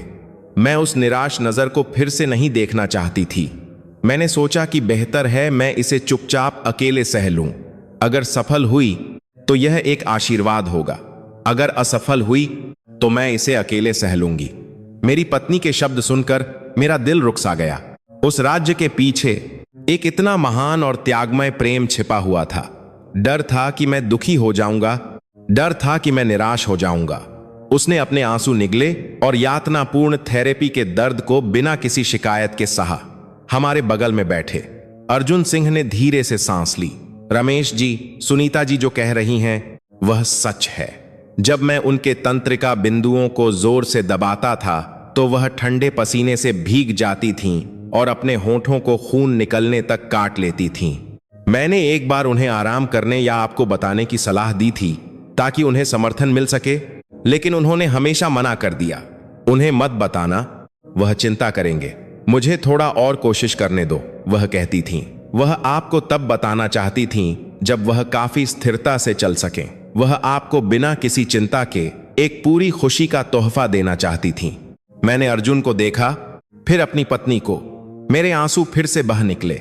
मैं सबसे बुरा पति हूं, जबकि मेरी पत्नी अपनी बीमारी से लड़ रही थी। मुझे एक अनमोल तोहफा देने के लिए हर पल दर्द सह रही थी। मैं कायरतापूर्ण विचारों में फंसा हुआ था, उस पर नजर रख रहा था और उससे मैं कायरतापूर्ण को एक करता ईर्ष्या कर रहा था। मुझे माफ कर दो, सच में माफ कर दो। मैंने अपना सिर अपनी पत्नी की गोद में रख दिया। एक छोटे बच्चे की तरह रो रहा था। सुनीता ने मेरा सिर सहलाया। उसकी कांपती उंगलियां मेरे सफेद होते बालों में फिर रही थीं। मत रोइए जी, आपकी कोई गलती नहीं है। मैंने ही इसे बहुत ज्यादा छिपाया, लेकिन जी, मैं सफल हुई। आज मैं 3 कदम चली। आपने देखा है ना? मैंने देखा, मैंने सब कुछ देखा। तुम बहुत महान हो। मेरी पत्नी सच में महान है। मैंने सिर उठाया, आंसुओं के पीछे उसके चमकते चेहरे को देखा। तभी मुझे एहसास हुआ कि प्यार सिर्फ देखभाल और चिंता करने के बारे में नहीं है। प्यार एक दूसरे को समझने और त्याग करने के बारे में है। मेरी पत्नी ने मुझे दृढ़ संकल्प और प्रेम का एक अनमोल सबक सिखाया था। अर्जुन भाई, मैंने अपने नए दोस्त से ईमानदारी से कहा, मेरी पत्नी की मदद करने और उसके राज को रखने के लिए धन्यवाद। आपकी वजह से मुझे पता चला कि मेरी पत्नी कितनी महान है। अर्जुन ने दोस्ताना अंदाज में मुस्कुराया। जो बीत गया सो बीत गया। जरूरी यह है कि अब आप और माँ जी एक साथ हैं। आपकी स्वर्ण जयंती जल्द ही है। हमारा लक्ष्य सुनीता जी को बिना व्हील चेयर के मंच पर खड़ा करना है। समझ गए? हाँ, हम जरूर करेंगे, मैं कसम खाते हुए चिल्लाया। अर्जुन के जाने के बाद घर फिर से हम दोनों का हो गया, लेकिन अब कोई अंधेरा और भारी हवा नहीं थी। एक नई ऊर्जा घर के हर कोने को भर रही थी। मैंने अपनी पत्नी को बिस्तर पर लिटाया। उसे आंखें बंद करके आराम करते हुए देखकर मुझे तकिए के नीचे का रहस्यमयी रूमाल याद आया। अब जब सब कुछ सामने आ गया था, तो उस रूमाल के प्रति कोई शक या डर नहीं था, बस जिज्ञासा और भावुकता थी। मैं धीरे धीरे बिस्तर के सिरहाने के पास गया और अपना हाथ तकिए के नीचे डाला। इसे ढूंढ रहे हो? सुनीता की आवाज ने मुझे चौंका दिया। उसने आंखें खोल ली थीं और मुझे देखकर मुस्कुरा रही थी। मैंने अजीब तरह से अपना हाथ खींचा। मेरे हाथ में वह कढ़ाई वाला सफेद रूमाल था। हाँ, कुछ दिनों से तकिया चुभ रहा था। यह तुमने काढ़ा है? सुनीता ने धीरे से सिर हिलाया। फिर मुझे रूमाल उसे देने का इशारा किया। उसने उसे दोनों हाथों से लिया, उसे प्यार से पकड़ा, जैसे वह कोई खजाना हो। यहां बैठो, मैं तुम्हें बताती हूं। मैं बिस्तर के किनारे बैठ गया। सुनीता ने रूमाल को अपनी गोद में फैलाया और उस अनाड़ी कढ़ाई को सहलाया। याद है जब हम डेटिंग कर रहे थे तो मैंने तुम्हें क्या तोहफा दिया था? याद है? बिल्कुल, कैसे भूल सकता हूं। मैं हंसा। एक रूमाल जिस पर कबूतरों के जोड़े की कढ़ाई थी, है ना? तुम्हारी कढ़ाई तब बहुत अच्छी थी। सब लोग उसकी तारीफ करते थे। मैं उसे हमेशा अपनी जेब में एक ताबीज की तरह रखता था, लेकिन दुर्भाग्य से वह युद्ध के समय खो गया। सुनीता की आंखें दूर देखने लगीं। हाँ, उस रूमाल में मैंने अपना सारा पहला प्यार सहेज कर रखा था। 6 साल बिस्तर पर पड़े रहने के बाद मैंने सोचा था कि मैं फिर कभी सुई नहीं पकड़ पाऊंगी। जब भी मैं कोने में धूल भरे धागे के डिब्बे को देखती, मैं हमेशा रोती थी। उसने कमल के फूल की कढ़ाई की ओर इशारा किया, लेकिन जब अर्जुन भाई आए और मेरी मदद की, जब मेरी उंगलियां थोड़ी थोड़ी हिलने लगीं, तो तुम्हारे लिए एक और रूमाल काढ़ने की इच्छा हुई। खोए हुए की जगह और हमारी स्वर्ण जयंती के तोहफे के रूप में। मैंने उस कढ़ाई को और करीब से देखा। एक खिला हुआ गुलाबी कमल का फूल और उसके बगल में एक नीली कमल की कली, लेकिन धागे की रेखाएं अब पहले की तरह चिकनी और साफ नहीं थीं। कांपती हुई, टूटी फूटी और कुछ जगहों पर उलझी हुई। टांके बड़े बड़े थे, छेद चौड़े थे। उस सफेद कपड़े पर खून के छोटे छोटे लाल धब्बे थे। मैंने अपनी पत्नी का बायां हाथ उठाया और उसे जांचा। उसकी उंगलियों के सिरे सुई के चुभने के निशानों से भरे हुए थे। कुछ ठीक होकर छोटे निशान बन गए थे, कुछ से अभी भी खून बह रहा था। देवी, मेरी आवाज भर्रा गई। तुमने खुद को इस तरह क्यों तड़पाया? इतने कमजोर हाथ से चम्मच पकड़ना भी मुश्किल है। तुमने सुई पकड़ने के लिए खुद को क्यों मजबूर किया? सुनीता मुस्कुराई। उसके बिना दांत वाले मसूड़े दिखाई दिए, लेकिन यह दुनिया की सबसे चमकदार मुस्कान थी। बहुत मुश्किल था। जी। शुरू में पकड़ते ही सुई गिर जाती थी। मेरी उंगलियां अकड़ी हुई थीं, कहना नहीं मानती थीं। मुझे दाहिने हाथ से जबरदस्ती सुई को बाईं उंगली के बीच में फंसाना पड़ता था, फिर उसे बिस्तर के फ्रेम पर टिकाना पड़ता था। हर बार सुई चुभोते समय मेरा ठंडा पसीना निकल जाता था। जब आप गहरी नींद में सोते थे तो मैं चुपके से फोन की टॉर्च जलाकर अभ्यास करती थी। सुई चुभने पर भी मैं आवाज करने की हिम्मत नहीं करती थी। डर था कि आप जाग जाएंगे। मेरे आंसू उस रूमाल पर गिरे। मैंने अपनी पत्नी की कल्पना की, अंधेरी रात के बीच कंबल में सिकुड़ी हुई अपने असहाय हाथ से एक एक टांका लगाती हुई। हर टांका एक असाधारण प्रयास का परिणाम था, एक खामोश प्रेम की स्वीकारोक्ति। कमल का फूल क्यों? मैंने रूंधे गले से पूछा। कमल का फूल है ना, कीचड़ में खिलता है लेकिन कीचड़ से अछूता रहता है। सुनीता ने मुझे प्यार भरी नजरों से देखा। हम दोनों की जिंदगी भी ऐसी ही है जी। हमने बहुत गरीबी, दुख और बीमारी देखी है, लेकिन हमारा प्यार इस कमल के फूल की तरह हमेशा साफ और सुगंधित रहा है। मैं तुम्हें बताना चाहती थी, भले ही मेरा शरीर कीचड़ की तरह कमजोर हो गया है, मेरा दिल और तुम्हारे लिए मेरा प्यार कभी नहीं बदलेगा। यह हमेशा इसी तरह खिलेगा। मैंने उसे कसकर गले लगा लिया, उसके घावों से भरे हाथों को चूम लिया। सुई के चुभने के वे निशान अब दर्दनाक नहीं लग रहे थे, वे दुनिया के सबसे पवित्र निशान थे। यह कोई असफल कृति नहीं है, यह एक उत्कृष्ट कृति है जिसे प्रेम और जीने की इच्छा शक्ति ने बनाया है। सुनीता, यह मेरी पूरी जिंदगी का सबसे खूबसूरत तोहफा है। 1000 बार, 10 लाख बार उस पुराने रूमाल से ज्यादा खूबसूरत। मैं इसे सहेज कर रखूंगा। मैं इसे फ्रेम कराकर लिविंग रूम में लगाऊंगा। मैं इसे बच्चों को दिखाऊंगा। अरे शर्म आती है जी, ऐसा मत कीजिए, यह तो मुर्गे के पंजे जैसा लग रहा है। सुनीता ने शर्माते हुए मेरा कंधा धकेला। नहीं, मेरे लिए यह दुनिया में सबसे खूबसूरत है। मैंने रूमाल को सावधानी से तह किया और उसे अपनी बाईं कमीज की जेब में डाल दिया। मेरे दिल के सबसे करीब एक गर्मी मेरे पूरे सीने में फैल गई। उस रात बहुत समय बाद हम दोनों गहरी नींद में सोए। अब कोई चिंता, शक या छिपा हुआ राज नहीं था। बस दो बुजुर्गों की नियमित सांसें थीं जो एक दूसरे के बगल में लेटे थे। और मेरे सपने में मैंने हमारी आने वाली स्वर्ण जयंती का दिन देखा। वहां मेरी पत्नी एक सुंदर लाल साड़ी पहने, कमल की कढ़ाई वाला रूमाल पकड़े, अपने दोनों पैरों पर शान से मेरी ओर चल रही थी। हमारे बच्चों की जोरदार तालियों के बीच वह सपना अब दूर नहीं था। वह सपना आज पसीने और खून से सने सुई के टांकों से बुना जा रहा था। अगली सुबह मैं सामान्य से जल्दी उठा, भारी मन से नहीं, बल्कि एक नई ऊर्जा के साथ जो उमड़ रही थी। मैंने सारी खिड़कियां खोल दी, एक ही के साथ में बाती को शाम करता है, सूरज की रोशनी और ताजी हवा को अंदर आने दिया।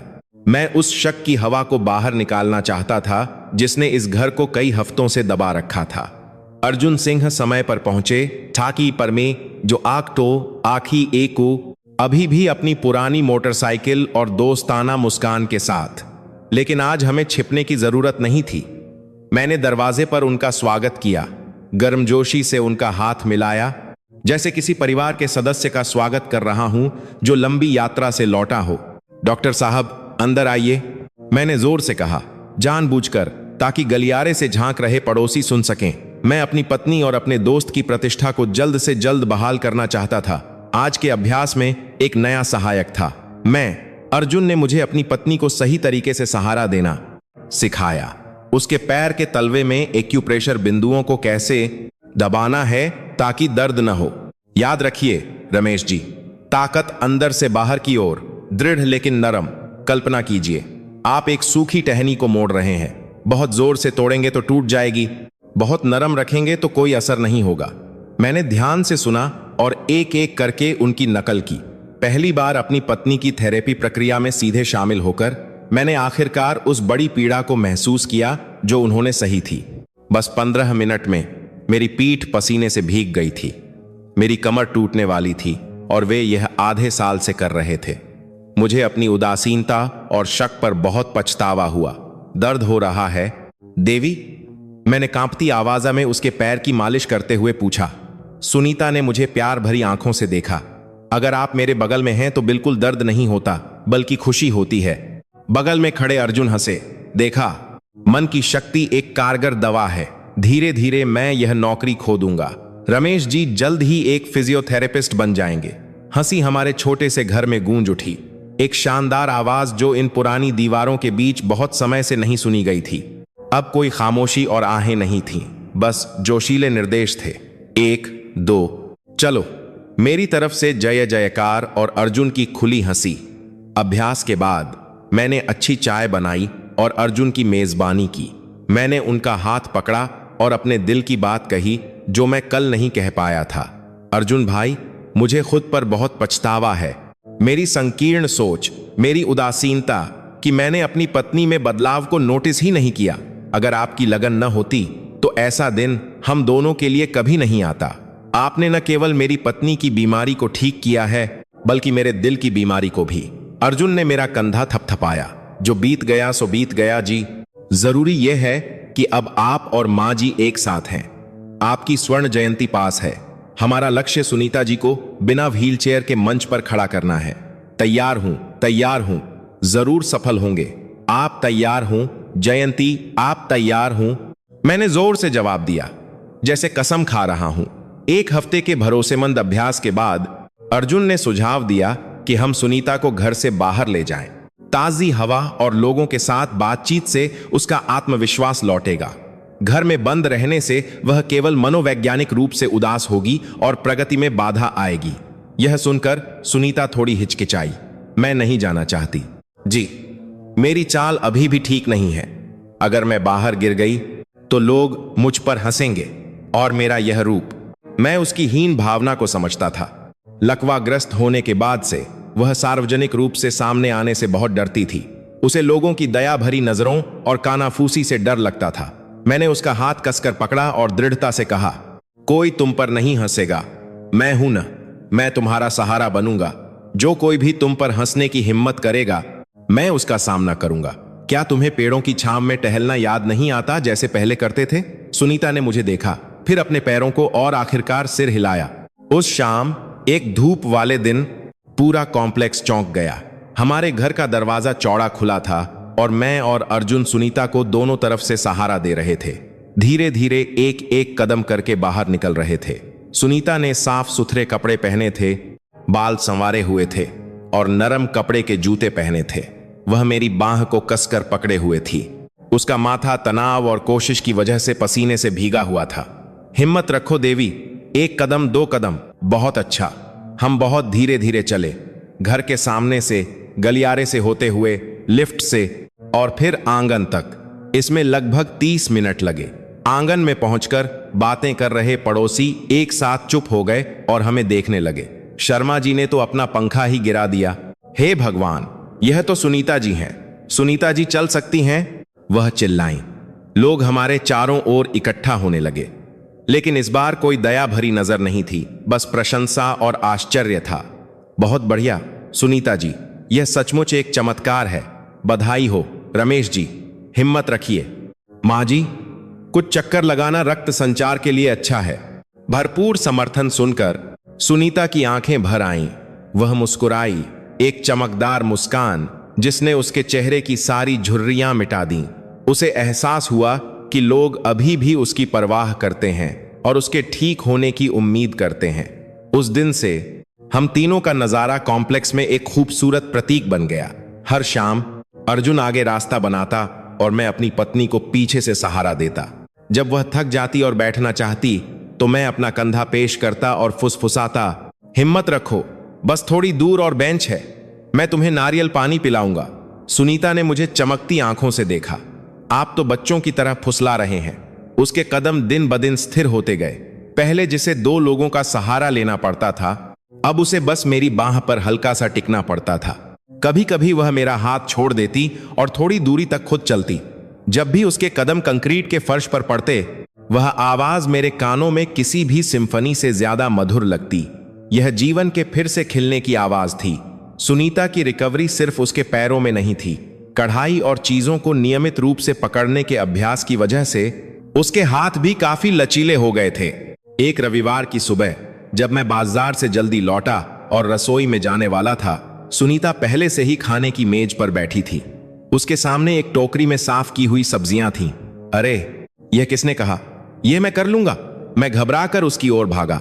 सुनीता ने मुस्कुराते हुए मेरा हाथ झटक दिया। मैं क्या कोई राजकुमारी हूं?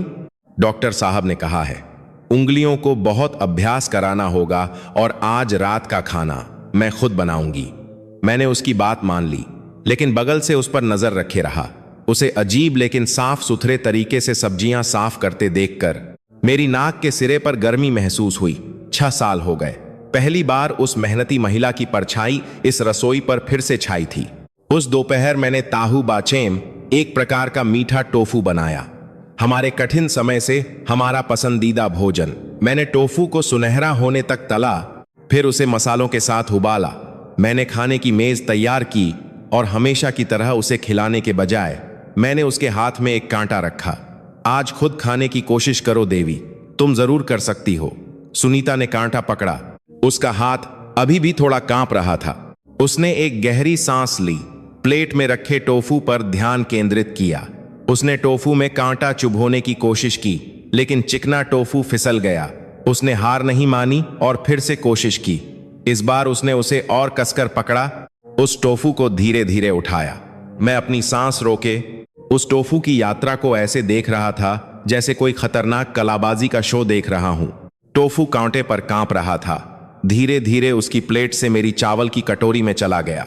सही है, उसने अपने लिए नहीं बल्कि मेरे लिए खाना लिया था। खाइए जी, उसने कांपती लेकिन खुशी से भरी आवाज में कहा।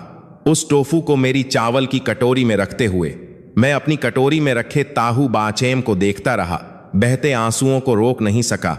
एक सस्ता टोफू का टुकड़ा, लेकिन इस समय इसमें एक महान प्रेम और असाधारण प्रयास था। मैंने वह टोफू उठाया और उसे अपने मुंह में डाला। मसालों का मीठा नमकीन स्वाद और टोफू की कोमलता खुशी के आंसुओं के साथ मिल गई। थोड़ा नमकीन लगा।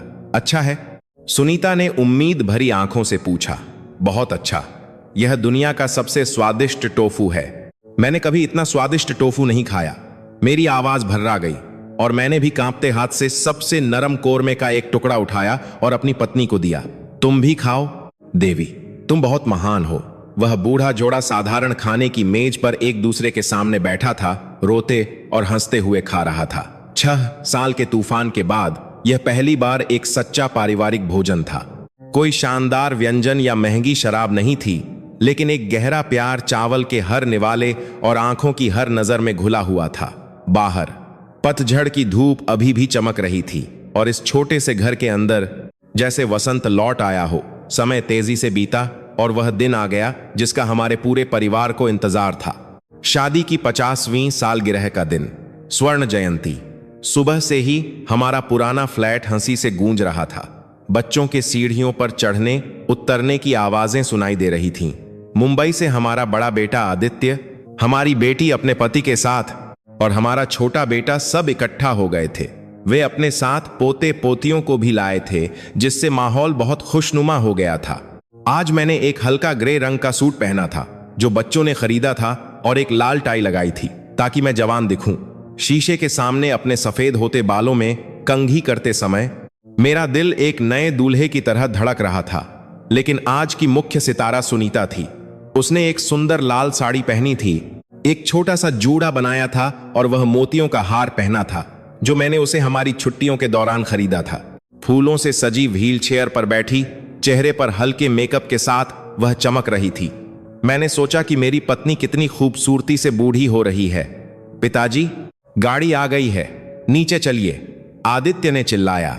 हमने घर के पास एक आरामदायक रेस्तरां में एक साधारण पार्टी आयोजित करने का फैसला किया था। रिश्तेदारों, दोस्तों और पड़ोसियों के लिए लगभग 10 मेजें। जब मैंने सुनीता की व्हील चेयर को रेस्तरां में धकेला तो जोरदार तालियां गूंज उठीं। पुराने दोस्त हमें घेरने लगे। बधाई हो, तुम दोनों बहुत अच्छे लग रहे हो। सुनीता जी, आपका चेहरा अब बहुत चमक रहा है, आप थोड़ी भरी भरी लग रही हैं। हाँ, सुनीता ने खुशी से मुस्कुराते हुए सबको सिर हिलाया, लेकिन वह अपनी व्हील चेयर में शांत बैठी रही। यह वह परिदृश्य था जिसे हमने अर्जुन सिंह के साथ मिलकर तैयार किया था। हम इस राज्य को आखिरी पल तक रखना चाहते थे ताकि सबको, खासकर हमारे बच्चों को, सबसे बड़ा सरप्राइज दे सकें। उन्हें अभी तक नहीं पता था कि उनकी मां चल सकती है। जब भी हम वीडियो कॉल करते, सुनीता हमेशा बिस्तर या कुर्सी पर बैठी रहती, इसीलिए उन्हें बिल्कुल भी शक नहीं हुआ।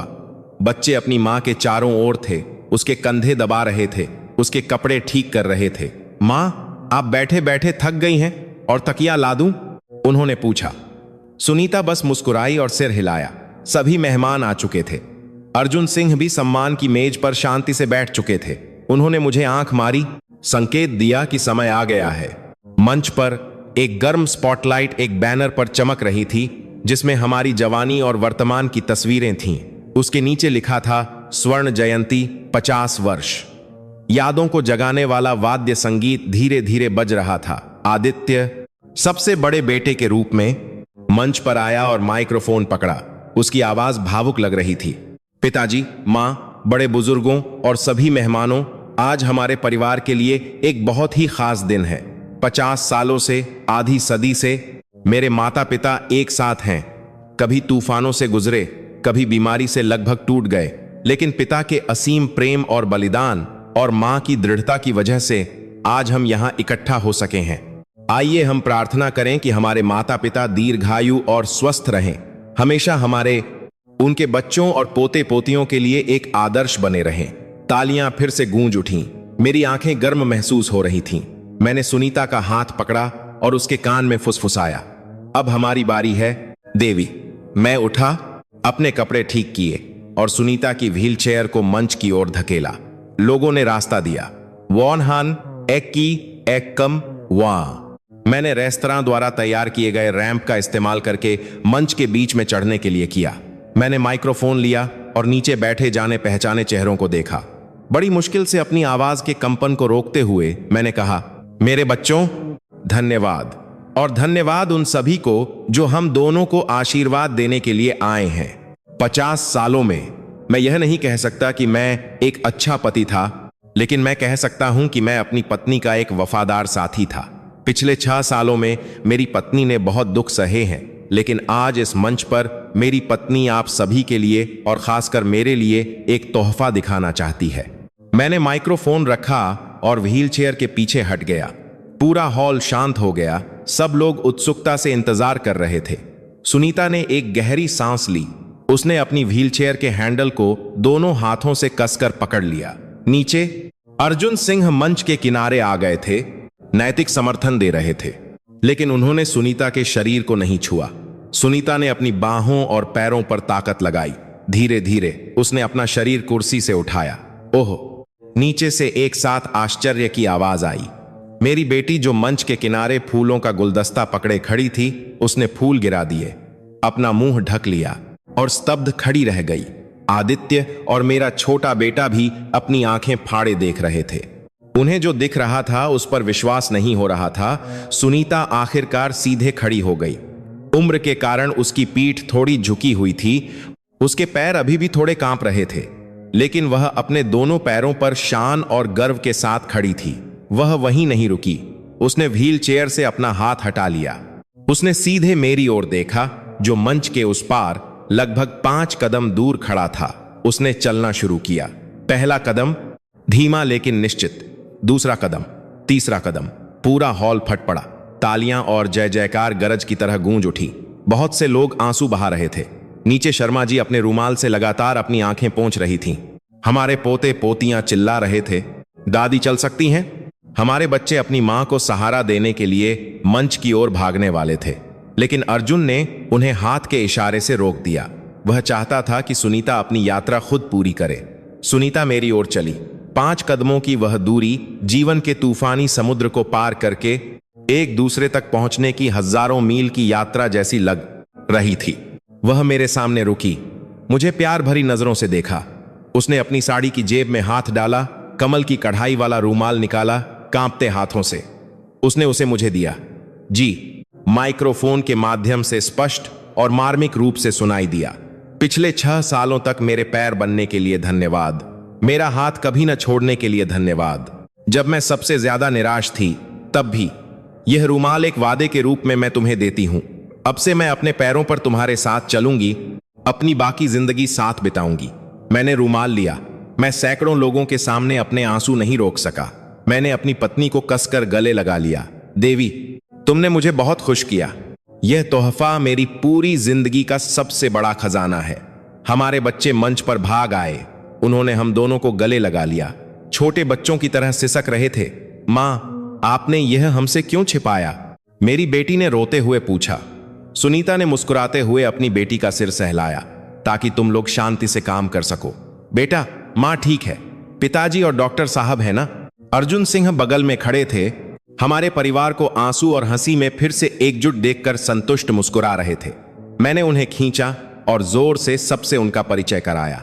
और यह हैं हमारे परिवार के मददगार फरिश्ते, जिन्होंने यह चमत्कार किया है। डॉ अर्जुन सिंह। तालियां फिर से बिना रुके गूंजती रहीं।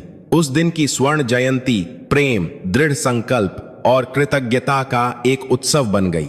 किसी को खाने की परवाह नहीं थी। सब लोग बस सुनीता के कदमों और उस कढ़ाई वाले रूमाल की बातें कर रहे थे।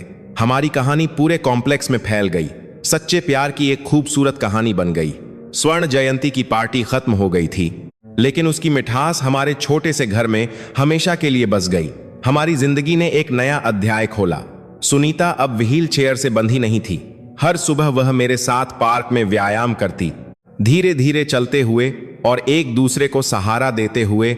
उस बूढ़े जोड़े का नजारा सबके लिए एक जाना पहचाना दृश्य बन गया। सुनीता ने अपने पुराने शौक भी फिर से शुरू कर दिए।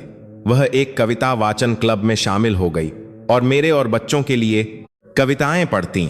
वह अपनी पोतियों को कढ़ाई और बुनाई सिखाती, जो हाथ पहले अकड़े हुए थे, अब वे फिर से कोमलता और कुशलता से जीवन में छोटी छोटी खुशियां बना रहे थे। अर्जुन सिंह अभी भी अक्सर आते, लेकिन अब थेरेपी के लिए नहीं, बल्कि मेरे साथ शतरंज खेलने के लिए। हम पक्के दोस्त बन गए, जो चाय पीते हुए दुनिया की बातें करते। गर्मी के अंत में एक दोपहर, आसमान साफ था। मैं और सुनीता बरामदे में बैठे थे, शहर के ऊपर ढलती शाम को देख रहे थे। शाम की धूप खिले हुए गेंदे के गमलों को सुनहरे रंग से रंग रही थी। सुनीता बेंत की कुर्सी पर बैठी कमल की कढ़ाई वाले रूमाल को सहला रही थी। वह रूमाल जिसे मैंने फ्रेम में अच्छी तरह से रखा था, आज उसने उसे देखने के लिए निकालने के लिए कहा था। वह एक शांत मुस्कान के साथ दूर देख रही थी। जी, उसने धीरे से पुकारा। हाँ देवी। मैंने उसके लिए खुशबूदार चमेली की चाय डाली। मैं सोच रही थी, जिंदगी सचमुच अप्रत्याशित है। हाँ, लगता है कल ही की बात है जब मैं बिस्तर पर पड़ी थी, निराश थी और सोचती थी कि मर जाना ही बेहतर है। लेकिन अब मैं यहां तुम्हारे साथ चाय पीते हुए आसमान देख सकती हूं। भगवान सच में हमसे सब कुछ नहीं छीनते। हाँ, मैंने उसका हाथ पकड़ा, उसे थोड़ी ताकत दी। भगवान हमेशा अच्छे लोगों की मदद करते हैं देवी, लेकिन सबसे जरूरी बात यह है कि हमने किस्मत के आगे हार नहीं मानी। तुमने खुद को हराया है, यही सबसे बड़ी बात है। सुनीता ने मुझे देखा, उसकी आंखों में शरारत थी। आपको अपना पुराना वादा याद है? कौन सा वादा? आपने कहा था कि जब मैं ठीक हो जाऊंगी तो मुझे घुमाने ले जाएंगे। भूल गए क्या? मैं जोर से हंसा और अपने घुटने पर थपकी दी। ओह, याद है, बिल्कुल, कैसे भूल सकता हूं। अब तुम्हारे पैर मजबूत हैं। कहां जाना है? बाली, शिमला या हम विक्रम भाई की समाधि पर जाएं? सुनीता की आंखें चमक उठीं। हाँ, यह अच्छा विचार है। हम विक्रम भाई की समाधि पर जाएंगे, उन्हें धन्यवाद देंगे कि उन्होंने हमारे लिए अर्जुन भाई को भेजा। फिर हम समुद्र तट पर जाएंगे। जी, मैं अपने पैरों पर रेत पर चलना चाहती हूं। बहुत अच्छा, हम यह करेंगे। अगले हफ्ते ही निकलेंगे। मैं आदित्य से टिकट बुक करने के लिए कहूंगा। मैं अपनी पत्नी को खुशी से सराबोर देखता रहा। इस बुढ़ापे में पैसा और सम्मान का कोई मतलब नहीं है। मेरी सबसे बड़ी दौलत यह महिला है जो मेरे बगल में बैठी है, उसकी सेहत और उसकी मुस्कान। सूरज धीरे धीरे ऊंची इमारतों के पीछे डूब गया, अपनी शानदार रोशनी का अवशेष आसमान में छोड़ गया। मैंने अपनी पत्नी का कंधा पकड़ा, उसे और करीब खींचा। सुनीता, तुम्हारा फिर से स्वस्थ होना ही मेरे लिए जिंदगी की सबसे बड़ी कमाई है। हाँ,